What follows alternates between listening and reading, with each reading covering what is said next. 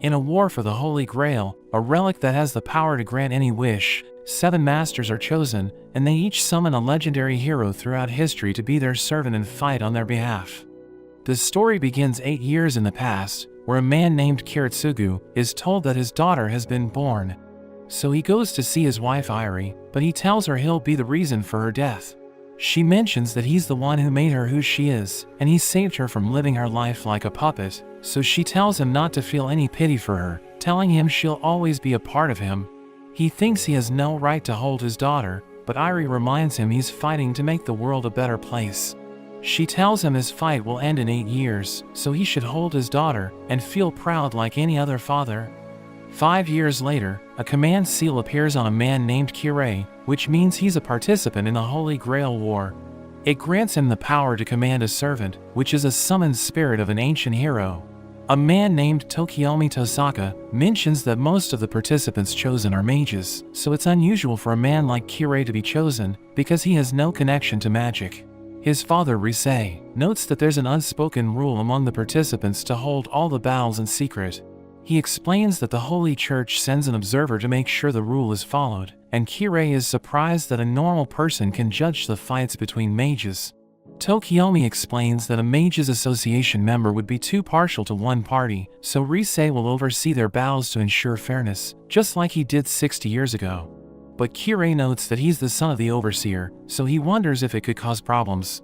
Risei reveals that the Holy Grail that will appear in Fuyuki's city isn't the sacred relic of the Son of God, but it's still too powerful to be ignored, since it's an omnipotent wish-granting device, so they need to make sure it falls into the right hands. He notes that the Tosaka family has a good relationship with the church, and their goal is to reach the root of magic. But Tokiomi mentions that the 2 other families, the Einsburns and the Matos, don't have the same goal, so Kirei's job is to make sure Tokiomi wins the war. Tokiomi tells Kirei that they'll act like enemies, but they'll work together to defeat the other 5 masters. For that to happen, Kirei will be transferred to the Mages Association, where he'll learn magic under Tokiomi, so that he can become a mage capable of commanding a servant. He wonders how the Grail chooses the masters, so Tokiomi explains that the ones who need it the most are selected. But he mentions that it isn't always the case, because the command seal has appeared on people you would never expect to be chosen. After that, Tokiomi is surprised that Kirei agreed to work with him so easily, and Risei notes that his son will do anything the church tells him to do. Tokiomi feels bad for him, since he got drawn into a war that has nothing to do with him. But Risei notes that the war might be exactly what he needs, because he just lost his wife. 2 years later, Tokiomi's wife Ai meets with a man named Kariya, and her daughter Rin asks him if he brought anything for her, so he gives her a necklace. He wonders where her sister Sakura is, and he's shocked when Ai reveals that she was sent to the Mato family, telling him he already knows what they will do to her. He asks Ai if she's okay with it, so she explains that when she married into the Tosaka family, she knew she wouldn't have a normal family, because it's a clan of mages. At night, Kariya meets the head of the Mato family named Zoken, who calls him a failure, reminding him that he didn't want to see him again. We learn that Zoken is his father, and Kariya reveals that he knows about Sakura, wondering if it's really that important to keep mages in the lineage. Zoken tells him that if he had carried the name of their family and learned their secrets, they wouldn't be in such a bad position. But he knows that Zoken only wants the Grail so that he can wish for eternal youth. He mentions that they don't have pawns for the 4th Holy Grail War, because unlike Kariya, his brother doesn't have the power to control a servant. Zoken notes that even if they forfeit this round, they can still win the next war that will happen in 60 years, because Sakura will bear a powerful mage. But Kariya volunteers to participate, telling Zoken to let her go if he wins the war. Zoken reminds him that he hasn't trained a day in his life, so he can't awaken the power to control a servant in just 1 year. But Kariya knows that Zoken can make that happen, telling him to implant him with the crest worms. Zoken asks him if he's trying to get himself killed, and notes that it's too late to keep Sakura from getting involved. He takes Kariya to her, and reveals that he threw her into a pit of worms, to see how long she would survive, but he's surprised she's still breathing after 12 hours. Kariya goes to get her out, but Zoken tells him he can't save her, because she's already broken. But Zoken promises to let her go if Kariya wins the war, and he decides to test his resolve by making him the breeding ground of the worms for a week. In the present, Kiritsugu gets a report from the spies he sent to the London clock tower, telling him the Grail has chosen a man named Kenneth Archibald as a master. Kiritsugu thinks he'll be a problem, because he's the oldest son of the Archibald family, which has produced 9 generations of mages. We see Kenneth giving a lecture on how lineage is everything in the world of mages, because magical power is passed on to the next generation. He's telling everyone something so simple, because he got a paper from a student named Waver Velvet, who disagrees with it. He explains that according to Waver, anyone can become a mage, and he's disappointed one of his students believes in such nonsense. Waver tries to defend himself, but Kenneth notes that his family has only produced mages for 3 generations, so they're nothing compared to the history of the Mages Association. Waver storms out of the class, and he thinks Kenneth embarrassed him in front of everyone because he's afraid of his talents. But he runs into a man who gives him a package to deliver to Kenneth, telling him to make sure he gets it since it's important. Waver goes to the library, where he realizes that the rumors about Kenneth fighting in a mage tournament are true. He reads about the Holy Grail War and learns that 200 years ago, the 3 first mage families, the Einsburn, Makiri and Tosaka, worked together to summon the Holy Grail.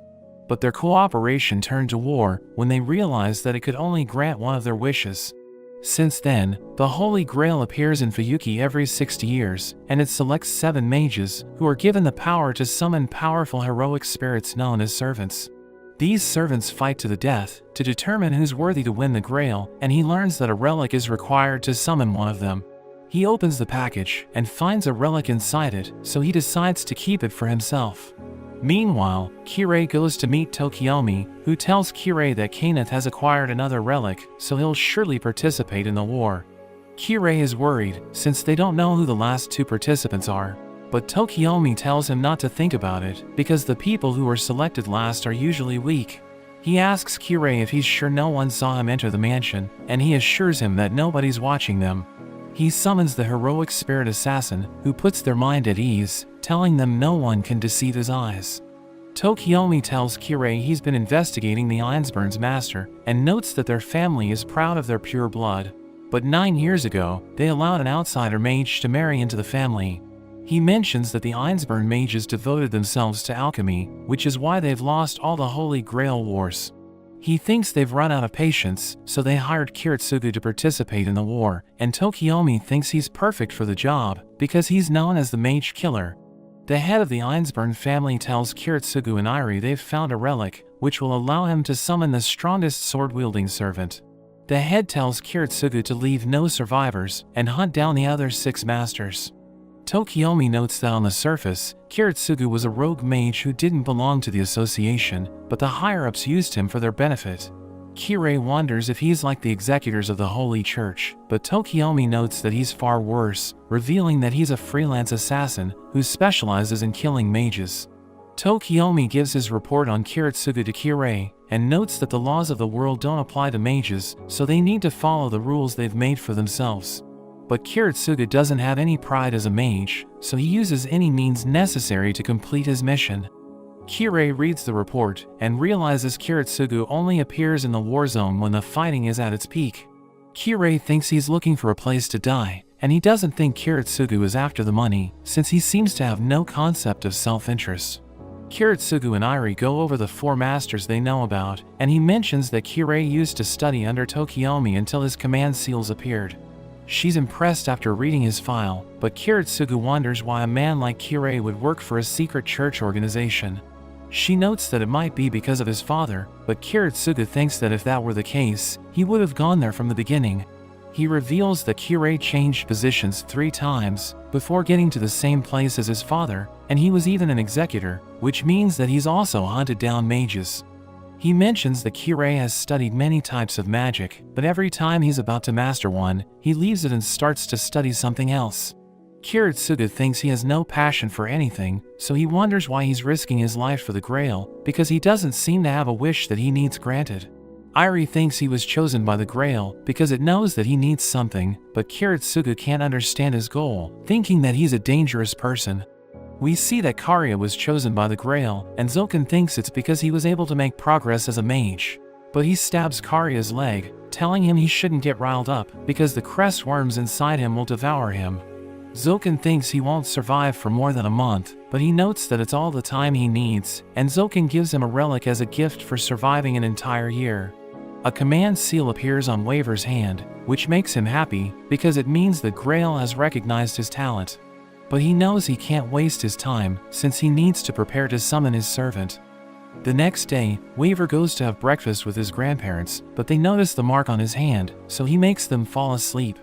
Kiritsugu is surprised to see the legendary Excalibur's scabbard, and he can't believe that even after 1500 years, it's still in excellent condition.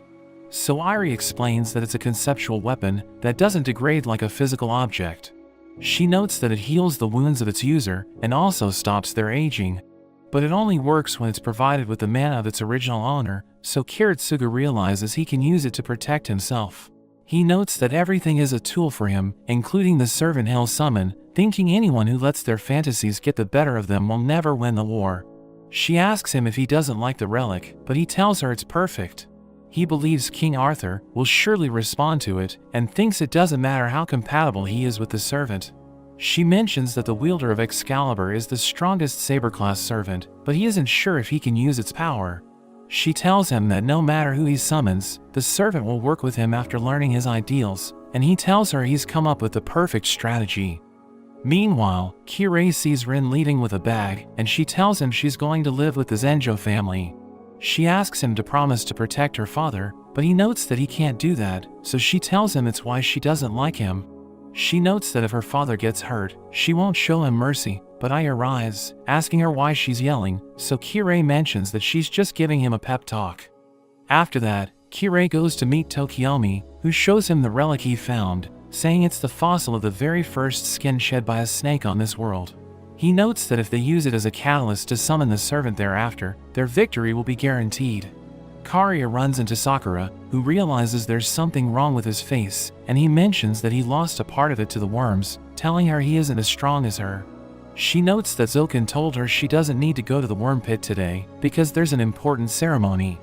She asks him if he's leaving, so he tells her he has an important job to do, asking her if he wants to go somewhere fun with her mother and sister. But she mentions that Zoken told her to think of them like they never existed, and Kariya promises to help her escape from the Mono family. He meets with Zoken, who mentions that they'll add 2 more lines to the summoning spell. He knows that Kariya's rank as a mage is lower than the other masters, so his servant's base abilities will be affected. Zoken explains that they need to select the servant class they can modify to boost those abilities, and he tells Kariya to add the Berserker affinity to the servant he'll summon. The other masters also prepare to summon their servants, but Irie is surprised that only a simple ritual is required. Kiritsugu explains that the Grail will summon the servant, so they just need to anchor the spirit to the world, and give it enough mana to take physical form. All the masters start the summoning spell, which causes their magic circles to activate, and they chant an incantation, which causes the servants to appear before them. After that, Waver goes with his servant Ryder, the incarnation of Alexander the Great, to steal some books. But he yells at Ryder as he breaks the shutter, asking him why he didn't use his spirit form to get out, so he tells Waver he can't carry the books in that form. He gets angry and tells Ryder to go away, so he disappears, and Waver starts running away, but he wonders why Ryder told him to steal the books. So Ryder tells him they need maps to prepare for war, asking him where Macedonia and Persia are. He tells Ryder he can't talk to him that way, because he's just a servant, but Waver becomes scared as Ryder stares at him. He tells Waver he knows about their pact, but he wants to know what happened to his territories. So Waver points to them on the map, which makes Ryder laugh, because he realizes that the lands he's spent his whole life conquering were so small. Ryder notes that they'll go to the other side of the world, and conquer everything that comes in their way. He'll return to Macedonia after they're done, where his people will throw a festival to celebrate his return, but Waver tells him he shouldn't forget about the Holy Grail War. He wonders why Waver wants to win the war, telling him it would be a problem if he also plans to conquer the world, but he explains that he just wants everyone to treat him fairly. Ryder slaps him, telling him his goal is stupid, because he's only concerned about his own reputation. He tells Waver that if he wants people to fear him, he should ask the Grail to increase his height. Waver becomes angry hearing this, and prepares to use his command seal on Ryder.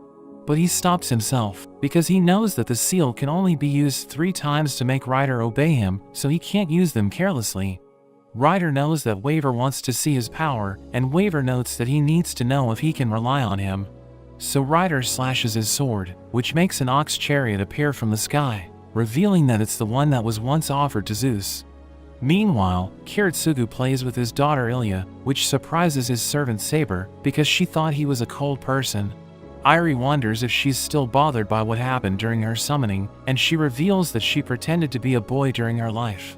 But she wasn't expecting them to be so shocked when they found out the truth, wondering if Kiritsugu underestimates her abilities since she's a woman. But Irie tells her he's angry at the people around her, who were cruel enough to make a little girl their king. Saber explains that there was nothing anyone could do about it, since she was the one who pulled out the sword from the stone. She thinks Kiritsugu doesn't have the right to judge the decisions made at that time, but Irie mentions that it's why he doesn't say anything. Saber notes that their goal of saving the world is similar to her own, revealing that she wants to protect Britain since she couldn't do it during her own time.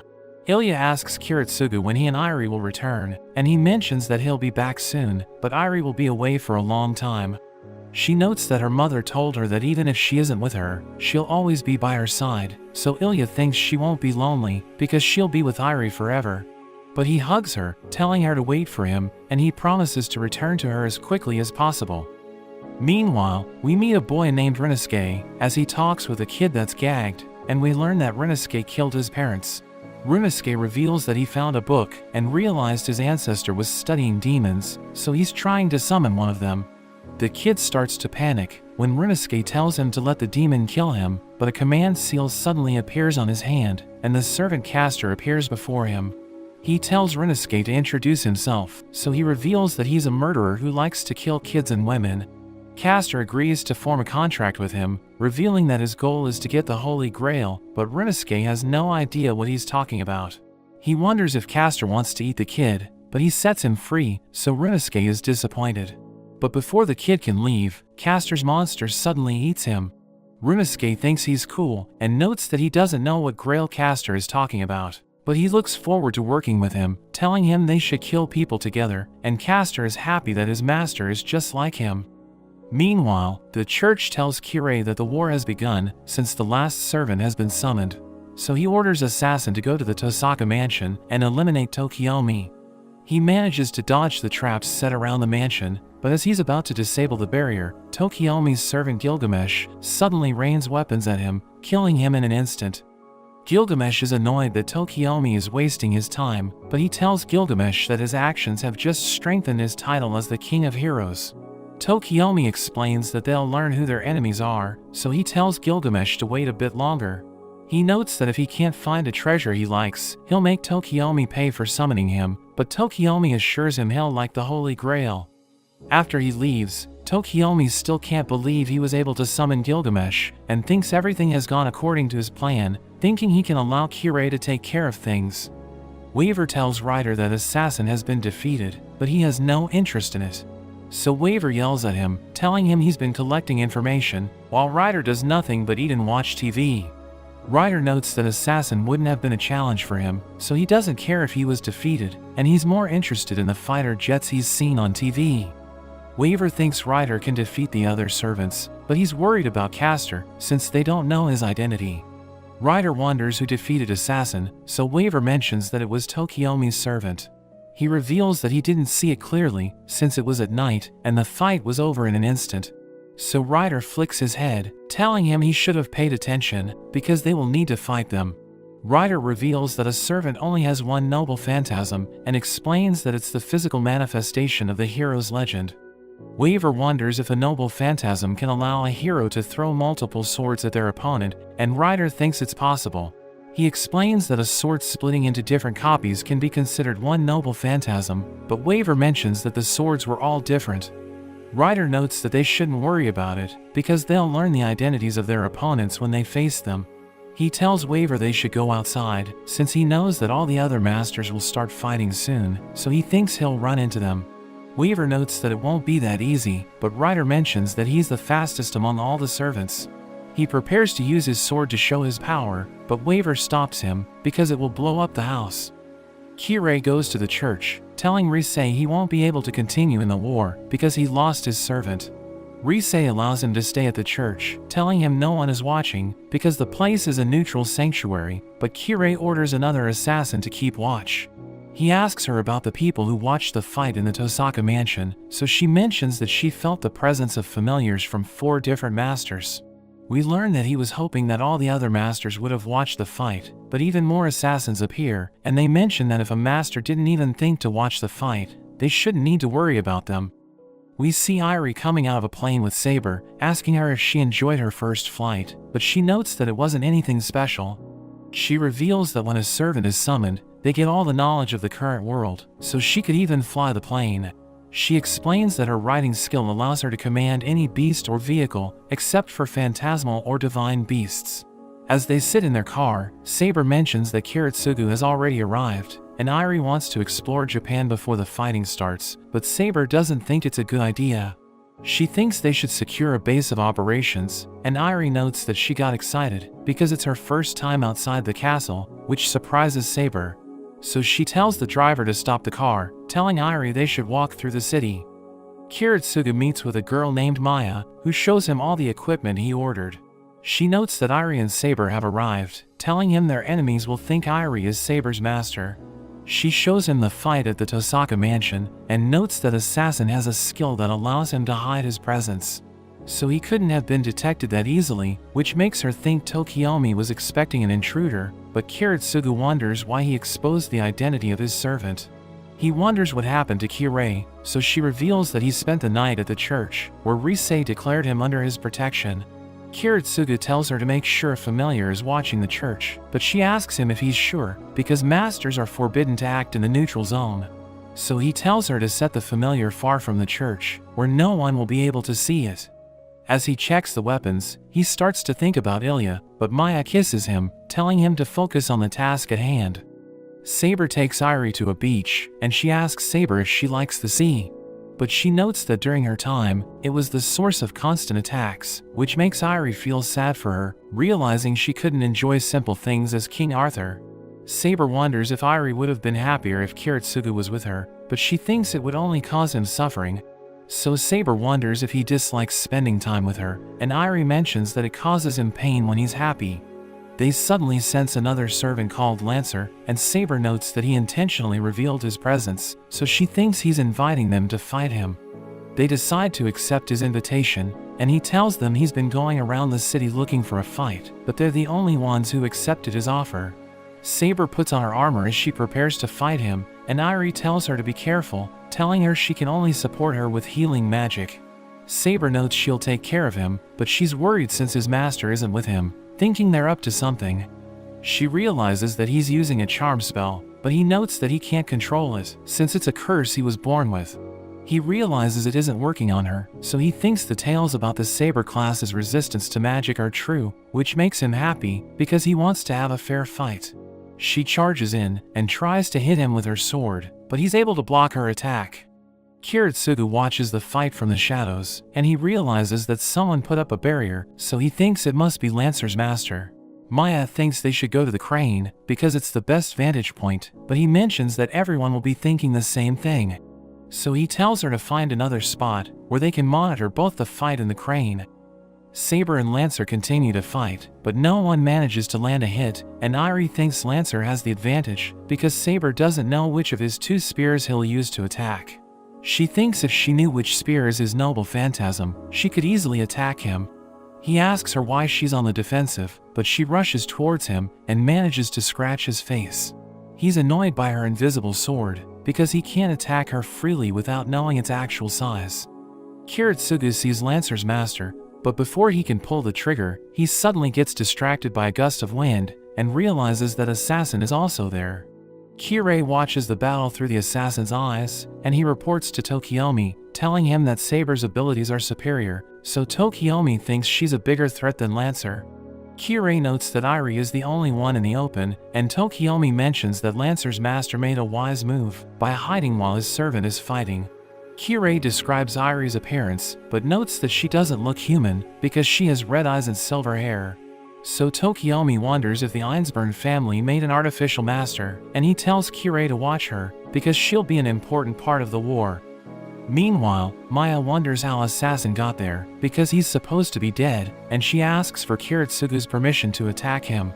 She offers to distract him, while Kiritsugu takes out Lancer's master, but he stops her, because they aren't equipped to fight a servant. Lancer praises Saber for her fighting skills, but he hears his master's voice, telling him to fight seriously. He allows him to use his noble phantasm, so Lancer puts down one of his spears. He knows Saber is hiding her sword, because it will give away her real name, but she notes she'll defeat him before he can see it. He attacks her with his spear, and as she blocks it, she's surprised as her sword is revealed for a moment. He continues to attack her, and she barely manages to dodge his spear. He notes that he has figured out the length of her sword, so he can attack her freely without the fear of being hit. She comes up with a plan to let her armor deflect his attack, so that she can take advantage of the opening and finish him off.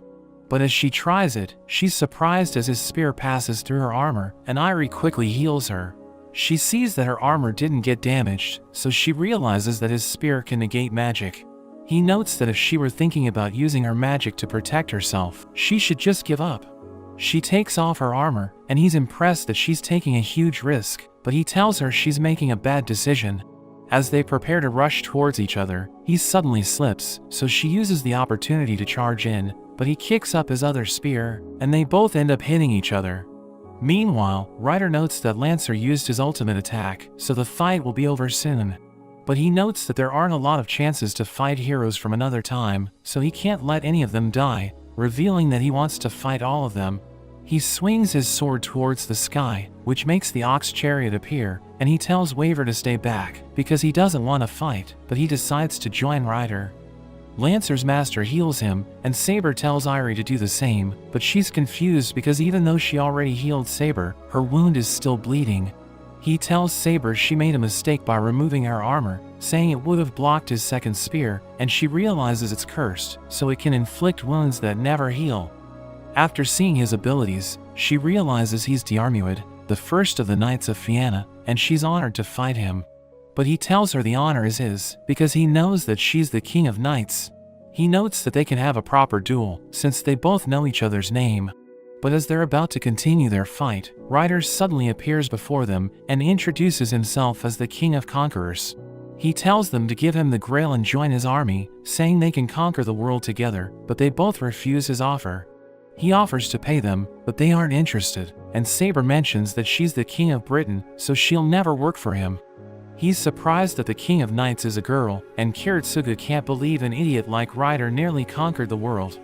We see that Lancer's master is Kenneth, who notes that he wondered why Waver stole his relic, but he never imagined that Waver planned to enter the Holy Grail War. Waver starts to lose his mind after hearing his voice, but Ryder calms him down, telling Kenneth his master can only be the person who's brave enough to ride with him. He thinks Kenneth isn't worthy to be his master, since he's a coward that's hiding himself. Ryder knows that other heroic spirits are watching from the shadows, so he tells them to come out, and Gilgamesh decides to show himself. He's annoyed that lesser beings are calling themselves kings in his presence, telling them he's the one true king, so Ryder tells him to reveal his name. But he notes that if Ryder can't figure out his identity after seeing him, he deserves to die. Gilgamesh uses his noble phantasm to summon countless weapons, but before he can attack, Kariya summons his servant Berserker. Ryder tells Waver to check Berserker's stats, but Waver notes that he can't see anything about him, and Saber mentions that Berserker has a curse or a special ability, which conceals everything about him. Gilgamesh doesn't like Berserker looking at him, so he fires two of his swords, but Berserker is unarmed, and Ryder is surprised by how fast he is. He reveals that Berserker caught the first sword Gilgamesh fired at him, and used it to block the spear. Gilgamesh is angry that he touched his treasure, and he summons even more weapons, which he rains down onto Berserker, but he manages to block all of them and throws two of them back at him, so Gilgamesh becomes even angrier, so he prepares to attack with even more of his weapons, but Tokiomi uses his command seal to order Gilgamesh to retreat, because he doesn't want everyone to see his full power. After he leaves, Berserker suddenly grabs a pole and attacks Saber, and Ryder realizes that any weapon that Berserker holds becomes his noble phantasm, and Saber struggles to keep up with him since her hand is still injured. He's about to hit her, but Lancer suddenly comes to her rescue because he wants to finish his fight with her, telling Berserker he will need to fight him if he wants to interfere. He asks for Kenneth's permission to fight Berserker before he kills Saber, but Kenneth uses his command seal and instead orders him to help Berserker take out Saber. She prepares to fight them, telling Irie to escape, but she tells Saber to have faith in her master, so she realizes that Kiritsugu is also there. He knows that their only hope of winning is if he eliminates Kenneth. But before he can pull the trigger, Ryder runs into Berserker with his ox chariot, forcing him to retreat. He tells Kenneth to withdraw with Lancer, telling him he'll work with Saber to defeat them if they continue to fight, so Kenneth has no choice but to order Lancer to retreat. Ryder also decides to leave, telling Saber to finish her duel with Lancer because he wants to fight the winner of their battle. Irie thanks Saber for protecting her, but she notes that the only reason she could fight was because Irie was with her.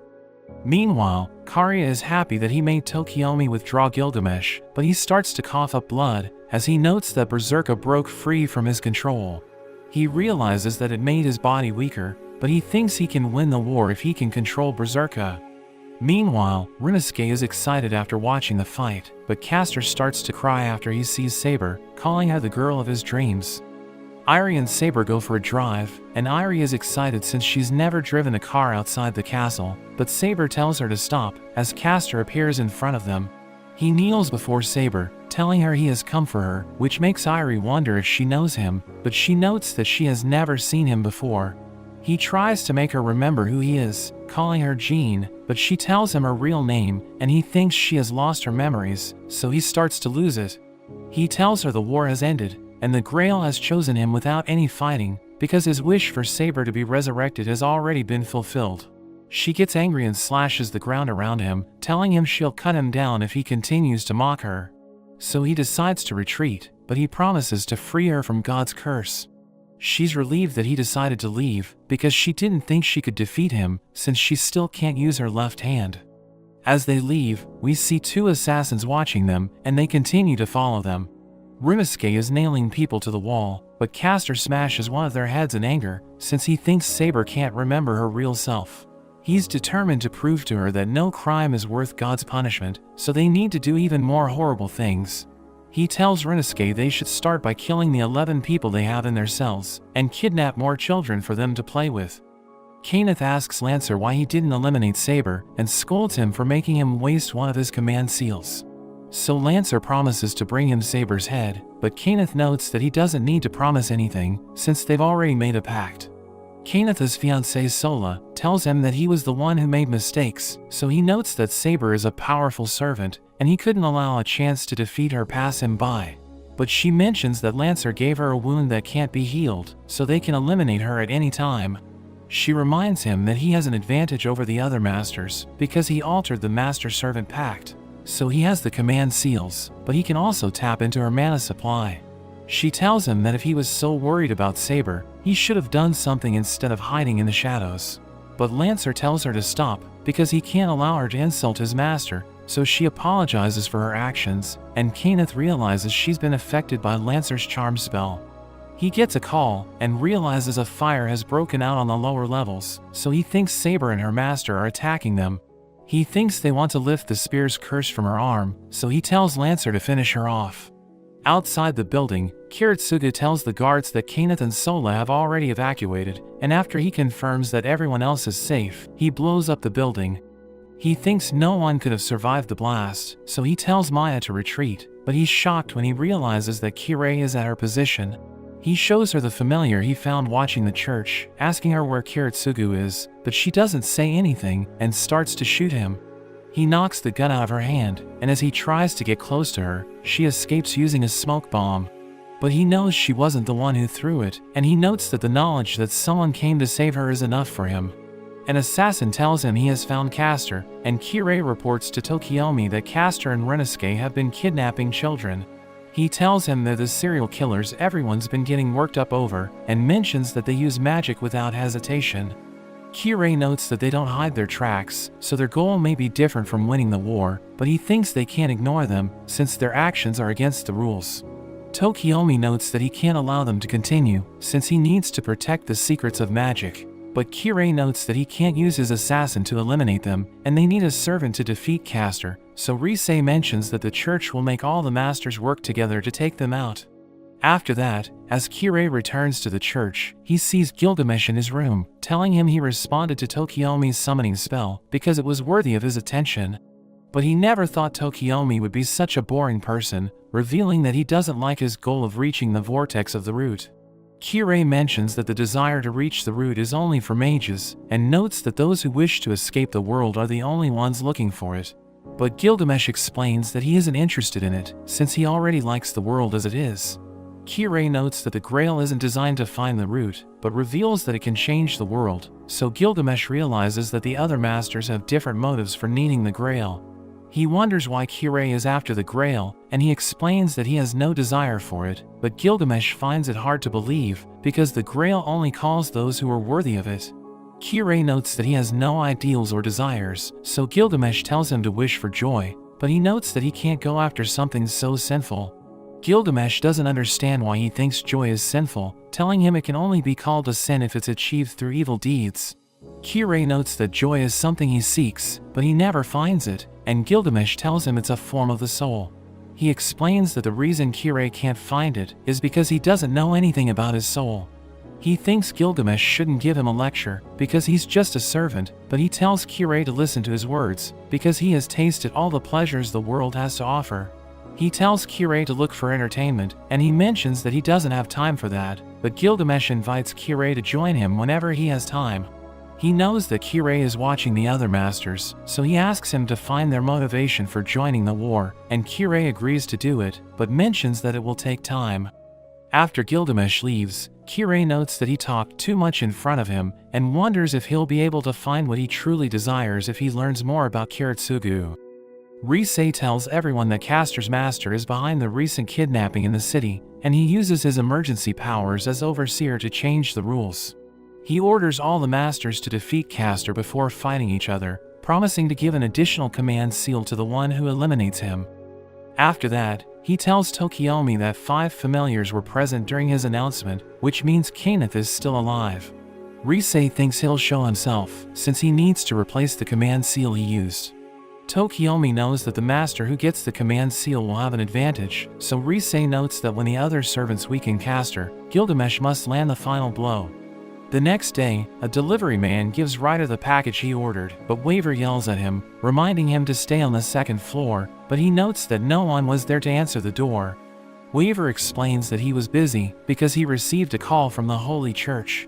But Ryder tells him not to worry, and notes that after seeing Saber, he realized that he can go outside without making anyone suspicious if he wears modern clothes. Waver tells him he needs to wear pants before going outside, but he refuses to buy anything for Ryder until he defeats a servant, so he agrees to do it. Meanwhile, Kiritsugu shows Irie the 4 places where the Grail can appear, and she notes that when the number of servants becomes lower, they need to secure one of the 4 places as their base of operations. She wonders if all the other masters will go after Karakter, and he notes that they have an advantage, because Karakter believes Saber is Jean, so they just need to wait for him to come for her. She thinks they should bring the fight to him, because he needs to be punished for his evil deeds, but Kiritsugu falls silent. Irie mentions that it's been 18 hours since he blew up Kenneth, but Saber's wounds still hasn't healed. So she realizes that Lancer is still alive, wondering if they should defeat him before Saber fights Karakter. Kiritsugu thinks it isn't necessary, and tells her to use her understanding of the area to keep Karakter away from Saber, while he attacks the others who are hunting Karakter. Saber becomes angry hearing this, and yells at him for sinking to such a low level. Irie reminds him that Rise has called for a temporary truce, so they aren't allowed to attack the others. But he thinks they can't trust him, because he's hiding Kirei in the church, and Kiritsugu believes he's working with Tokiomi. At night, Kiritsugu asks Irie if she'll come with him if he decides to abandon everything, but she's worried about Ilya, so he assures her he'll come back for her. He notes that there's still time for them to leave, but she hugs him, telling him she knows he can't run away, because he won't forgive himself for failing to save the world. He admits that he's scared, because he knows that Kirei is after him. He knows that Kirei used Kenneth as bait to lure him out, but she promises to protect him. Irie uses a crystal ball to look around the area, and she sees Karakter, who's trying to lure them out by bringing children, but she realizes that he knows they're watching him.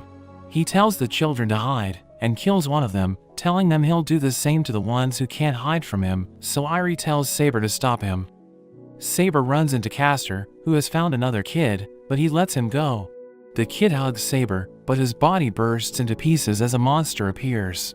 It grabs onto her, but she manages to break free and rushes towards Karakter, destroying all the monsters in her way, but they keep regenerating. Iri thinks he doesn't have unlimited mana, so if Saber can survive until his mana runs out, she'll win the fight. But Kiritsugu is more interested in seeing if any other masters have entered the forest, and he tells Maya to take Iri away. But before she leaves, she senses that someone else has entered the forest. Saber wonders why Karakter's mana isn't running out, and she notices a grimoire in his hand, realizing it's his noble phantasm. He mentions that it was given to him by his master, and it allows him to command a demonic legion. After seeing her spirit, he's even more sure that she's Jean, but he doesn't understand why she doesn't remember anything. The monster manages to grab her, but Lancer comes to her rescue, because he wants to be the one who defeats her. Karakter becomes angry hearing this, and notes that his wish brought her back to life, so she belongs to him. Lancer notes that he isn't going to stop Karakter from going after Saber, but he won't allow him to defeat her when she's injured. He tells her he's there because he was ordered to defeat Karakter, so they decide to work together. Meanwhile, Kenneth enters the castle and challenges Kiritsugu to a duel, but he doesn't respond, so Kenneth decides to look for him. He runs into traps set by Kiritsugu, but his mercury ball protects him, and he manages to find Kiritsugu. He attacks him, but Kiritsugu manipulates his inner time to double his speed, and manages to get away, as Kenneth realizes that he knows how to use magic. He uses his mercury ball to look for him, but Kiritsugu slows down his heartbeat by manipulating his internal time, thinking the mercury ball won't be able to sense him, since it doesn't have eyes. Kenneth continues to search for him, but Kiritsugu suddenly opens fire, so Kenneth uses the mercury ball to defend himself. He tells Kiritsugu he's wasting his time, but he smiles as he takes out his revolver. As Iri and Maya get away from the castle, Iri senses that Kirei has also entered the forest. She mentions that even though Maya's orders are to get her to safety, they need to make sure he doesn't reach the castle, because he's the greatest threat to Kiritsugu. So she tells Maya to do what's necessary, instead of just following orders. In the castle, Kiritsugu fires his revolver, and it manages to get through Kenneth's defense and hit him. Kiritsugu uses the chance to get away, and Kenneth becomes angry, thinking he let his guard down.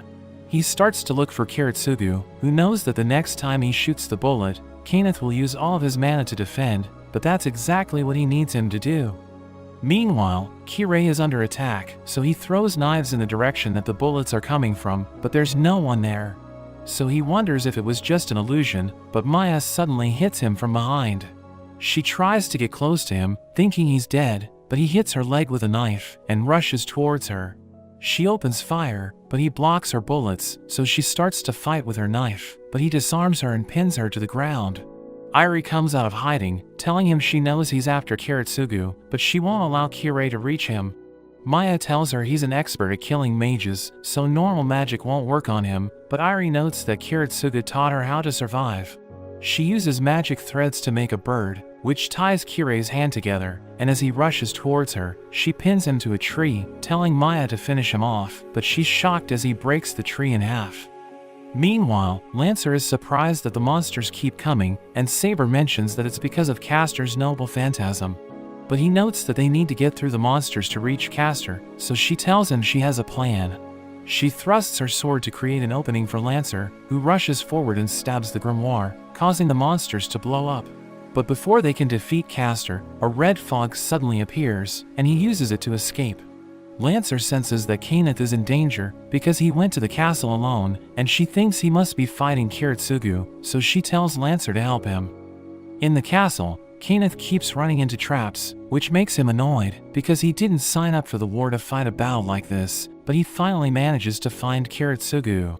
He tells Kiritsugu he just landed a lucky shot, telling him he'll make him suffer before ending his life. Kiritsugu shoots his revolver again, but Kenneth is ready for it, and focuses his mercury ball to stop the bullet. But in a flashback, We see a woman telling Kiritsugu she powdered his ribs and put it into the bullets, telling him his origin will materialize if anything is shot by it.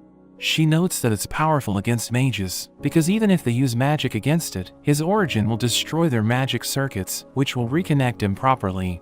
Kenneth is hit by the effects of the bullet, and as he lies helplessly on the ground, Lancer comes to his rescue.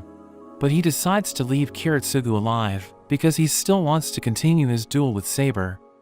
We see Kirei grabbing Iri, asking her who ordered her to attack him. He knows she isn't a master, since she doesn't have any command seals, and he thinks she's a homunculus charged with protecting the Grail vessel, so she shouldn't be on the front lines. An assassin tells him Caster and Lancer have already left the forest, and Saber is coming towards them, so he stabs Iri before leaving. He wonders if Iri and Maya fought him without being ordered by anyone, but he thinks it's impossible. Saber arrives, telling Iri to hold on until Kiritsugu gets there, but she's shocked to see that her wounds have already healed.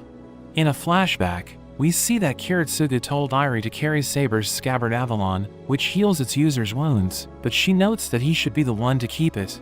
So he explains that it won't work until Saber is near it to supply mana, and he tells her she shouldn't reveal it to anyone. We return to the present, as Iri heals Maya, and she realizes that Kirei is even more dangerous than she thought. She thinks she's lucky she survived, and she isn't sure what will happen next, but she knows that she can't let him reach Kiritsugu. Kenneth dreams about Lancer's past, where he was in love with the king's daughter Grianne, but she had already been married to a man named Fian. Lancer defeats all of his enemies, and he tells Grianne that Fian has accepted their marriage. But Fian never forgot about her, so he ended up betraying Lancer. Kenneth wakes up, but he doesn't remember what happened to him, and he wonders why Sola has him tied up. So she explains that every magic circuit in his body misfired, telling him she managed to regenerate all of his organs, but his magic circuits were destroyed. So he won't be able to use magic anymore, but she tells him not to give up, because if the Holy Grail is really an omnipotent wish-granting device, they can use it to heal him. She tells him to give her his command seals, so that she can become Lancer's master, and he wonders if Lancer will swear loyalty to her. But she thinks that won't be a problem, since his goal is the same as theirs.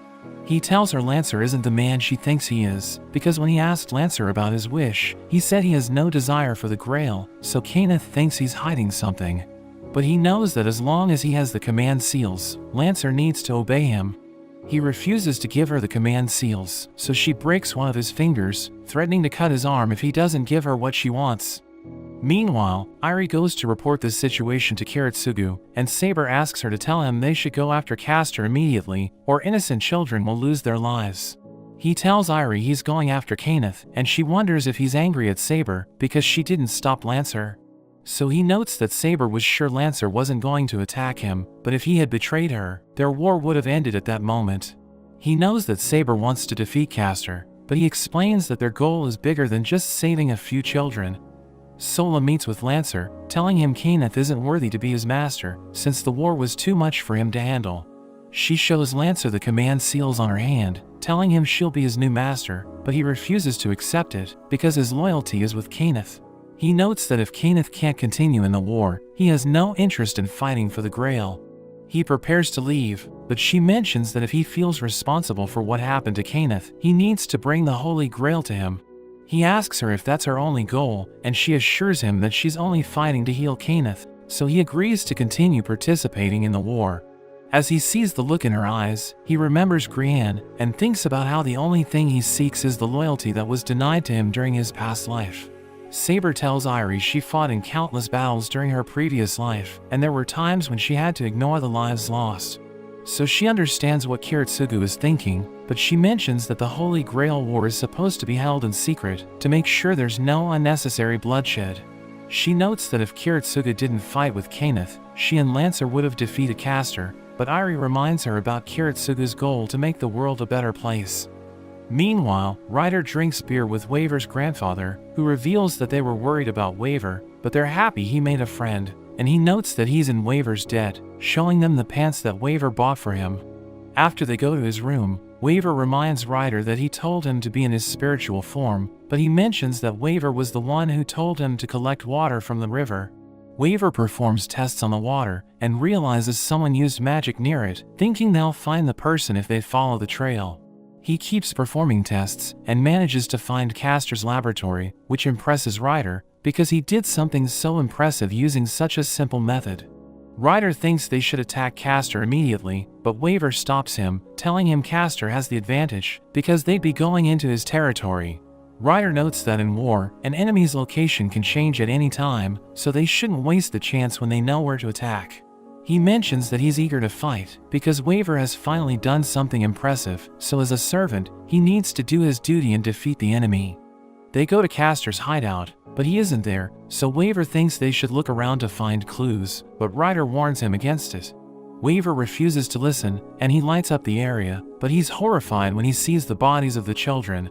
Ryder tells him it's a normal reaction, and Waver wonders why he isn't reacting at all, so he explains that it isn't the time for him to show emotions, because they're being attacked. Ryder kills their attacker, and Waver is shocked that it's Assassin, because he's supposed to be dead, but Ryder tells him they shouldn't let their guards down. They get surrounded by more assassins, who decide to retreat instead of attacking, and Ryder thinks they should leave as well.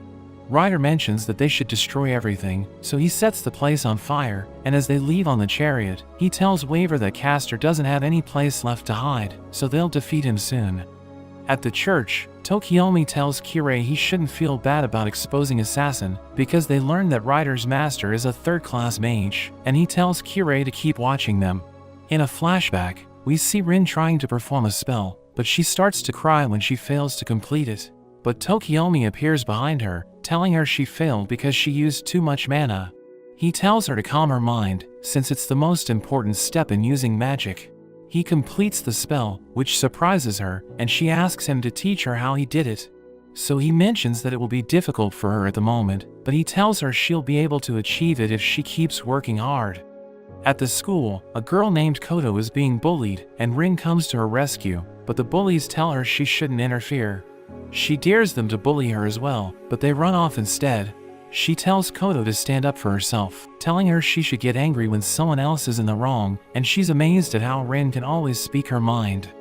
Back at the house, Tokiomi tells Rin she needs to live with the Zenjos, because after the Holy War starts, it will be dangerous for them to stay in Fuyuki. She wants to help him, and wonders if he's sending her away since she'll just get in the way, but he explains that he needs to prepare for the war and ensure her safety.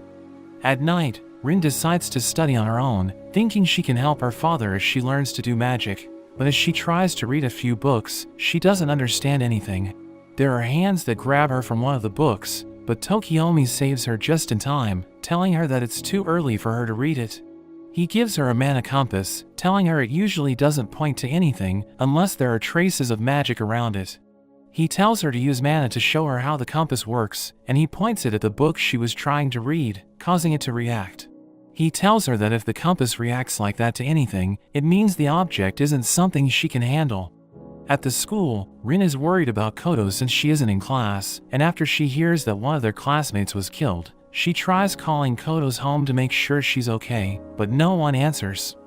At night, she goes around Fuyuki trying to look for Koto, but the compass starts to go crazy, so she realizes that there are traces of magic all around her. She walks by a dark alley, where she sees Rinnosuke with a kid, so she decides to follow them. But she's scared when a police car passes by, because she knows they'll take her back home if she's spotted. She once again sees Rinnosuke, but she's surprised that he has another kid with him, and instead of hiding, she decides to follow the mana compass. She reaches an underground room, where she finds Koto unconscious, but as she tries to help her, Rinnosuke suddenly arrives. She gets away from him, and realizes he's using the bracelet on his arm to control the kids, so she grabs it and starts using mana to destroy it, but it's too strong for her to handle. She's about to fall under his control, but she snaps out of it, and destroys the bracelet, freeing the other kids from his control. She takes them all to safety, and as she decides to return home, the mana compass starts acting up again. One of Castor's monsters falls from the sky, which shocks her, and she falls unconscious as a man appears in front of her. Ai finds Rin unconscious on a bench, and she sees Kariya with her, but she wonders what happened to his face, so he explains that it's the price he paid for using the Mono family's magic. He assures Ai that he'll prevent Sakura from becoming like him, telling her that Zoken won't need her if he gets the Grail. He plans to win it for him, so that Zoken will release Sakura, but before he leaves, he hopes that all of them will play together in the park like they used to. They're being watched by Assassin, who asks Kirei if he's sure about letting Iron Ring go, but he tells Assassin to just keep watching Kariya. At the castle, Irie senses Ryder is attacking them, thinking he waited for Kiritsugu to leave before coming. Ryder enters the castle, and Saber asks him what he's doing there, so he tells her he came to have a drink with her. She takes him to the garden, where he mentions that if all the heroic spirits decide their rankings among themselves, there won't be any need for them to fight. She realizes that he wants to compare his ranking with her, and he notes that by the time they're finished drinking, it will be clear who's more worthy of the Holy Grail. Gilgamesh joins them, and Ryder reveals that he invited him as well, but Gilgamesh is disappointed they're having the Banquet of Kings in such a depressing place. Ryder offers him a drink, but he doesn't like it, so he brings out his own wine, which they all find incredible. He mentions that the quality of the drink should tell them who's the best king amongst them, but Ryder notes that the Holy Grail isn't a drinking cup, asking him what wish he wants the Grail to grant. But he tells them the Grail already belongs to him, because all the treasures in the world trace their origin to his treasury. So Ryder thinks he should know what it looks like, but he notes that the amount of treasures he owns is beyond his knowledge, and Saber thinks that he has also gone mad like Castor. Gilgamesh mentions that he has no interest in the Grail, but since it's his treasure, he needs to judge the people who are going after it. He tells Ryder that if he swears his loyalty to him, he can have the Grail, which makes him laugh. He wonders on what basis Gilgamesh is judging everyone, so he mentions that it's the law he set down as king. Ryder notes that his style is to take everything he desires, because he's the king of conquerors, but Gilgamesh tells him he'll be punished if he breaks his law. Ryder realizes they need to fight, but he proposes they do it another time, because he wants to finish the drink Gilgamesh brought with him. Saber wonders why Ryder needs the Grail, and he reveals that he wishes to be reincarnated, which shocks Waver, because he thought his goal was to conquer the world. But Ryder knocks him back, telling him that conquering the world is his dream, so he won't allow a cup to fulfill it. He mentions that even though they have a physical form due to magic, they're still servants, so he wishes to live his life like a real man. Gilgamesh tells him that if that's the case, he'll kill Ryder himself, and Ryder mentions that he wants to take all of Gilgamesh's treasures for himself. Saber tells him his words don't suit a king, so he asks her why she's going after the Grail, and she reveals that she wishes to save Britain from its fate of destruction. Meanwhile, Kirei reports the situation to Tokiomi, who thinks such an opportunity to attack Ryder won't come again. So he tells Kirei to have all the assassins attack him, telling him it doesn't matter if they're defeated, because their goal is to find out Ryder's strength. Ryder realizes that Saber wishes to change the past, and she notes that Britain fell under her rule, so she wants to change what happened. But Gilgamesh laughs at her, since he can't believe a king is feeling regret. Ryder asks her if she plans to remove the marks she left on history, and she notes that she wishes to save the country she devoted her life to, which makes Gilgamesh laugh even more. She thinks a king should be willing to make sacrifices to ensure their country's prosperity, but Ryder tells her it's the people who must devote themselves to the king. She tells him he sounds like a tyrant, but he tells her a king who regrets his rule is worse than a tyrant. She reminds him that when his rule ended, his heirs were slain, and his empire fell apart. He mentions that he feels sad about it, but he never regrets what happened, and would never try to undo it, because it would be an insult to everyone who fought alongside him. She believes the king must protect the weak, thinking a king is a martyr to their ideals. He doesn't think it's how a person should live, but she can't expect to live like a normal person after she agrees to rule a nation.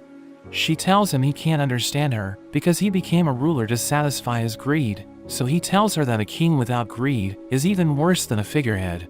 He thinks a king should be greedier than anyone else, telling her they should embody the extreme part of everything, whether it's good or evil. He knows her ideals must have saved her nation, but he thinks she must know what happened to the people she saved, after they were left to fight for themselves. He tells her she has failed her people, all because she followed her ideals, so he notes that she isn't a true king. Gilgamesh laughs at her again, which makes her angry, and she prepares to attack him, but all the assassins suddenly arrive. Weaver wonders why there's so many of them, so they mention that they're the same being that's been split into different bodies. Ryder tells him to calm down, and notes that a king's words are for everyone to hear, so he thinks it doesn't matter if they're there to listen. He offers them a drink, but they break his cup, so he prepares to take them on. Ryder puts on his armor, and before the fight begins, he asks Saber and Gilgamesh whether a king stands alone. Saber answers yes, but he tells her she's wrong, telling her he'll show her what a true king is like. They suddenly find themselves standing in a desert, as Irie realizes he's using a reality marble, but she thinks it should be impossible for a mental image to materialize in the real world. He summons his army, revealing that they were all offered to the world as heroic spirits, but they're all loyal to him, so Waver realizes that they're all servants. Ryder explains that his bond with them is his greatest treasure, revealing that he can summon such a world, because it still exists in their hearts, and he reveals that it's his noble phantasm. He rides his horse, telling Saber a king never stands alone, because his will is equal to all his followers combined. He orders his army to attack the assassins, and seeing that they don't stand a chance, they try to run away, but the army slaughters all of them. After that, everyone returns to the garden, and as Ryder is about to leave, Saber tries to stop him, but he silences her, telling her he no longer recognizes her as a king. He notes that she needs to wake up from her dream, or she'll lose all of her remaining pride, and he tells her the dream of a king she speaks of is a curse. Gilgamesh tells her she shouldn't pay attention to Ryder, telling her to keep following the path she believes in, and he notes that she might deserve more of his love someday. After he leaves, she remembers the time when a knight told her that she doesn't understand how others feel, and after listening to Ryder, she wonders if it's how everyone felt about her. Tokiomi asks Kirei how strong Ryder's noble phantasm is, so he mentions that it's on the same level as Gilgamesh's. Tokiomi is relieved they didn't attack him without gathering information, and he notes that it's time to move into the second phase of their plan, where they'll use the information they gathered to defeat everyone. Maya reports to Kiritsugu, telling him all the assassins have been killed, and he tells her to update him about their new base, so she notes that she'll take Saber and Irie there tomorrow.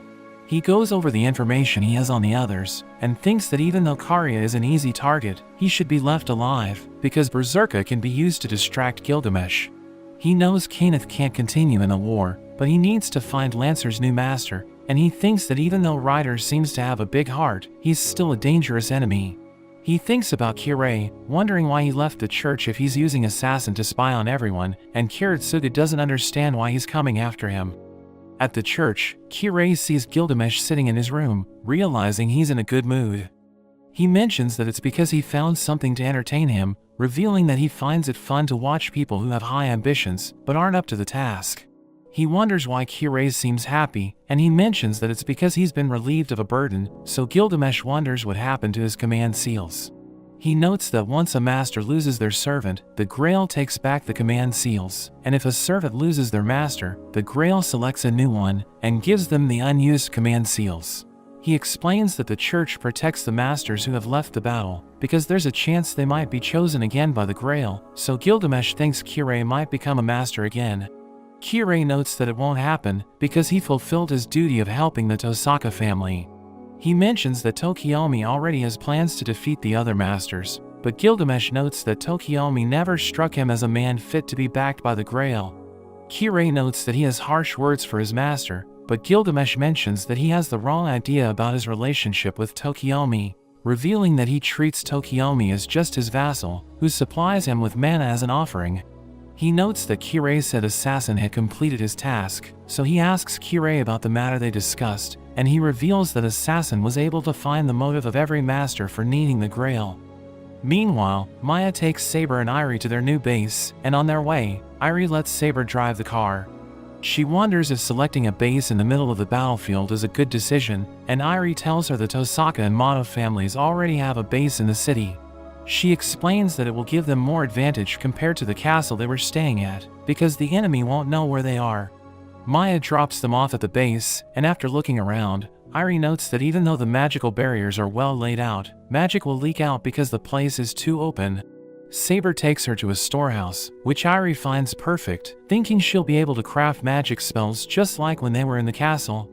She notes that she needs help making a magic circle, and she tells Saber to get her ingredients from the trunk of their car, but she notices that Irie is avoiding touching anything. Irie tells her to hold out her hand, so that she can press it with all she's got, but Saber is surprised that she has no strength left.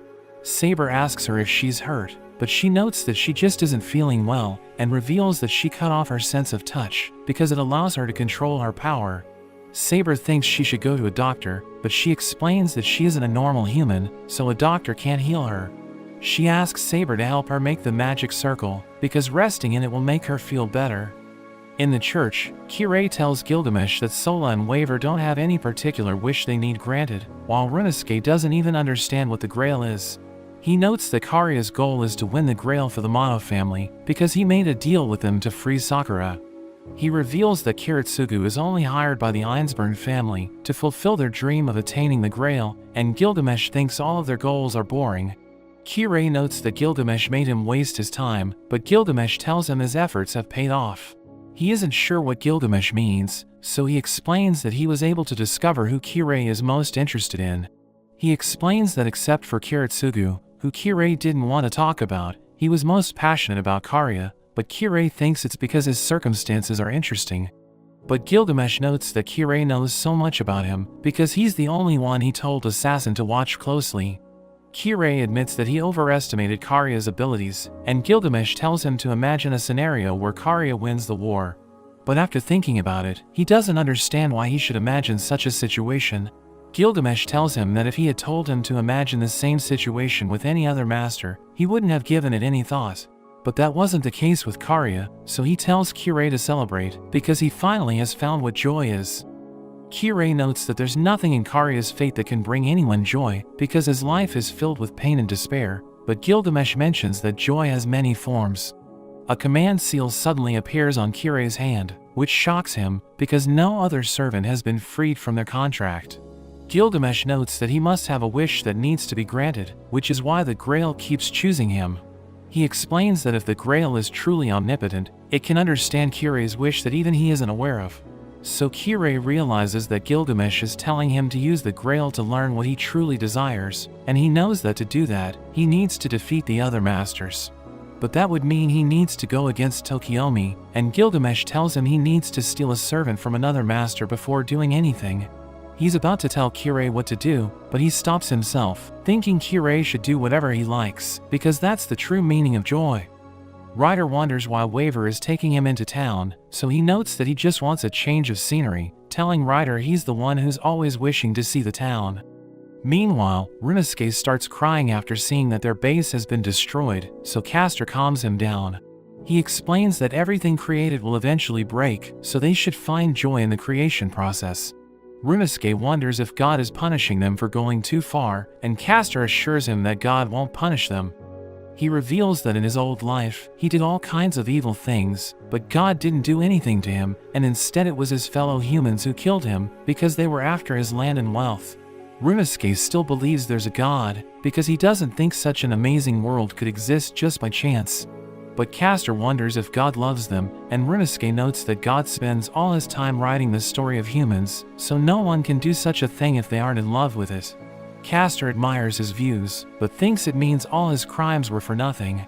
So Runosuke mentions that both blasphemy and devotion are a kind of worship, which makes Caster laugh, and he decides to do even more evil deeds.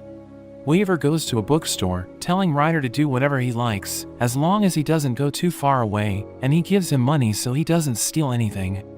In the bookstore, Waver finds a book on Ryder, and he reads that Ryder's goal was to reach the farthest ocean Oceanus.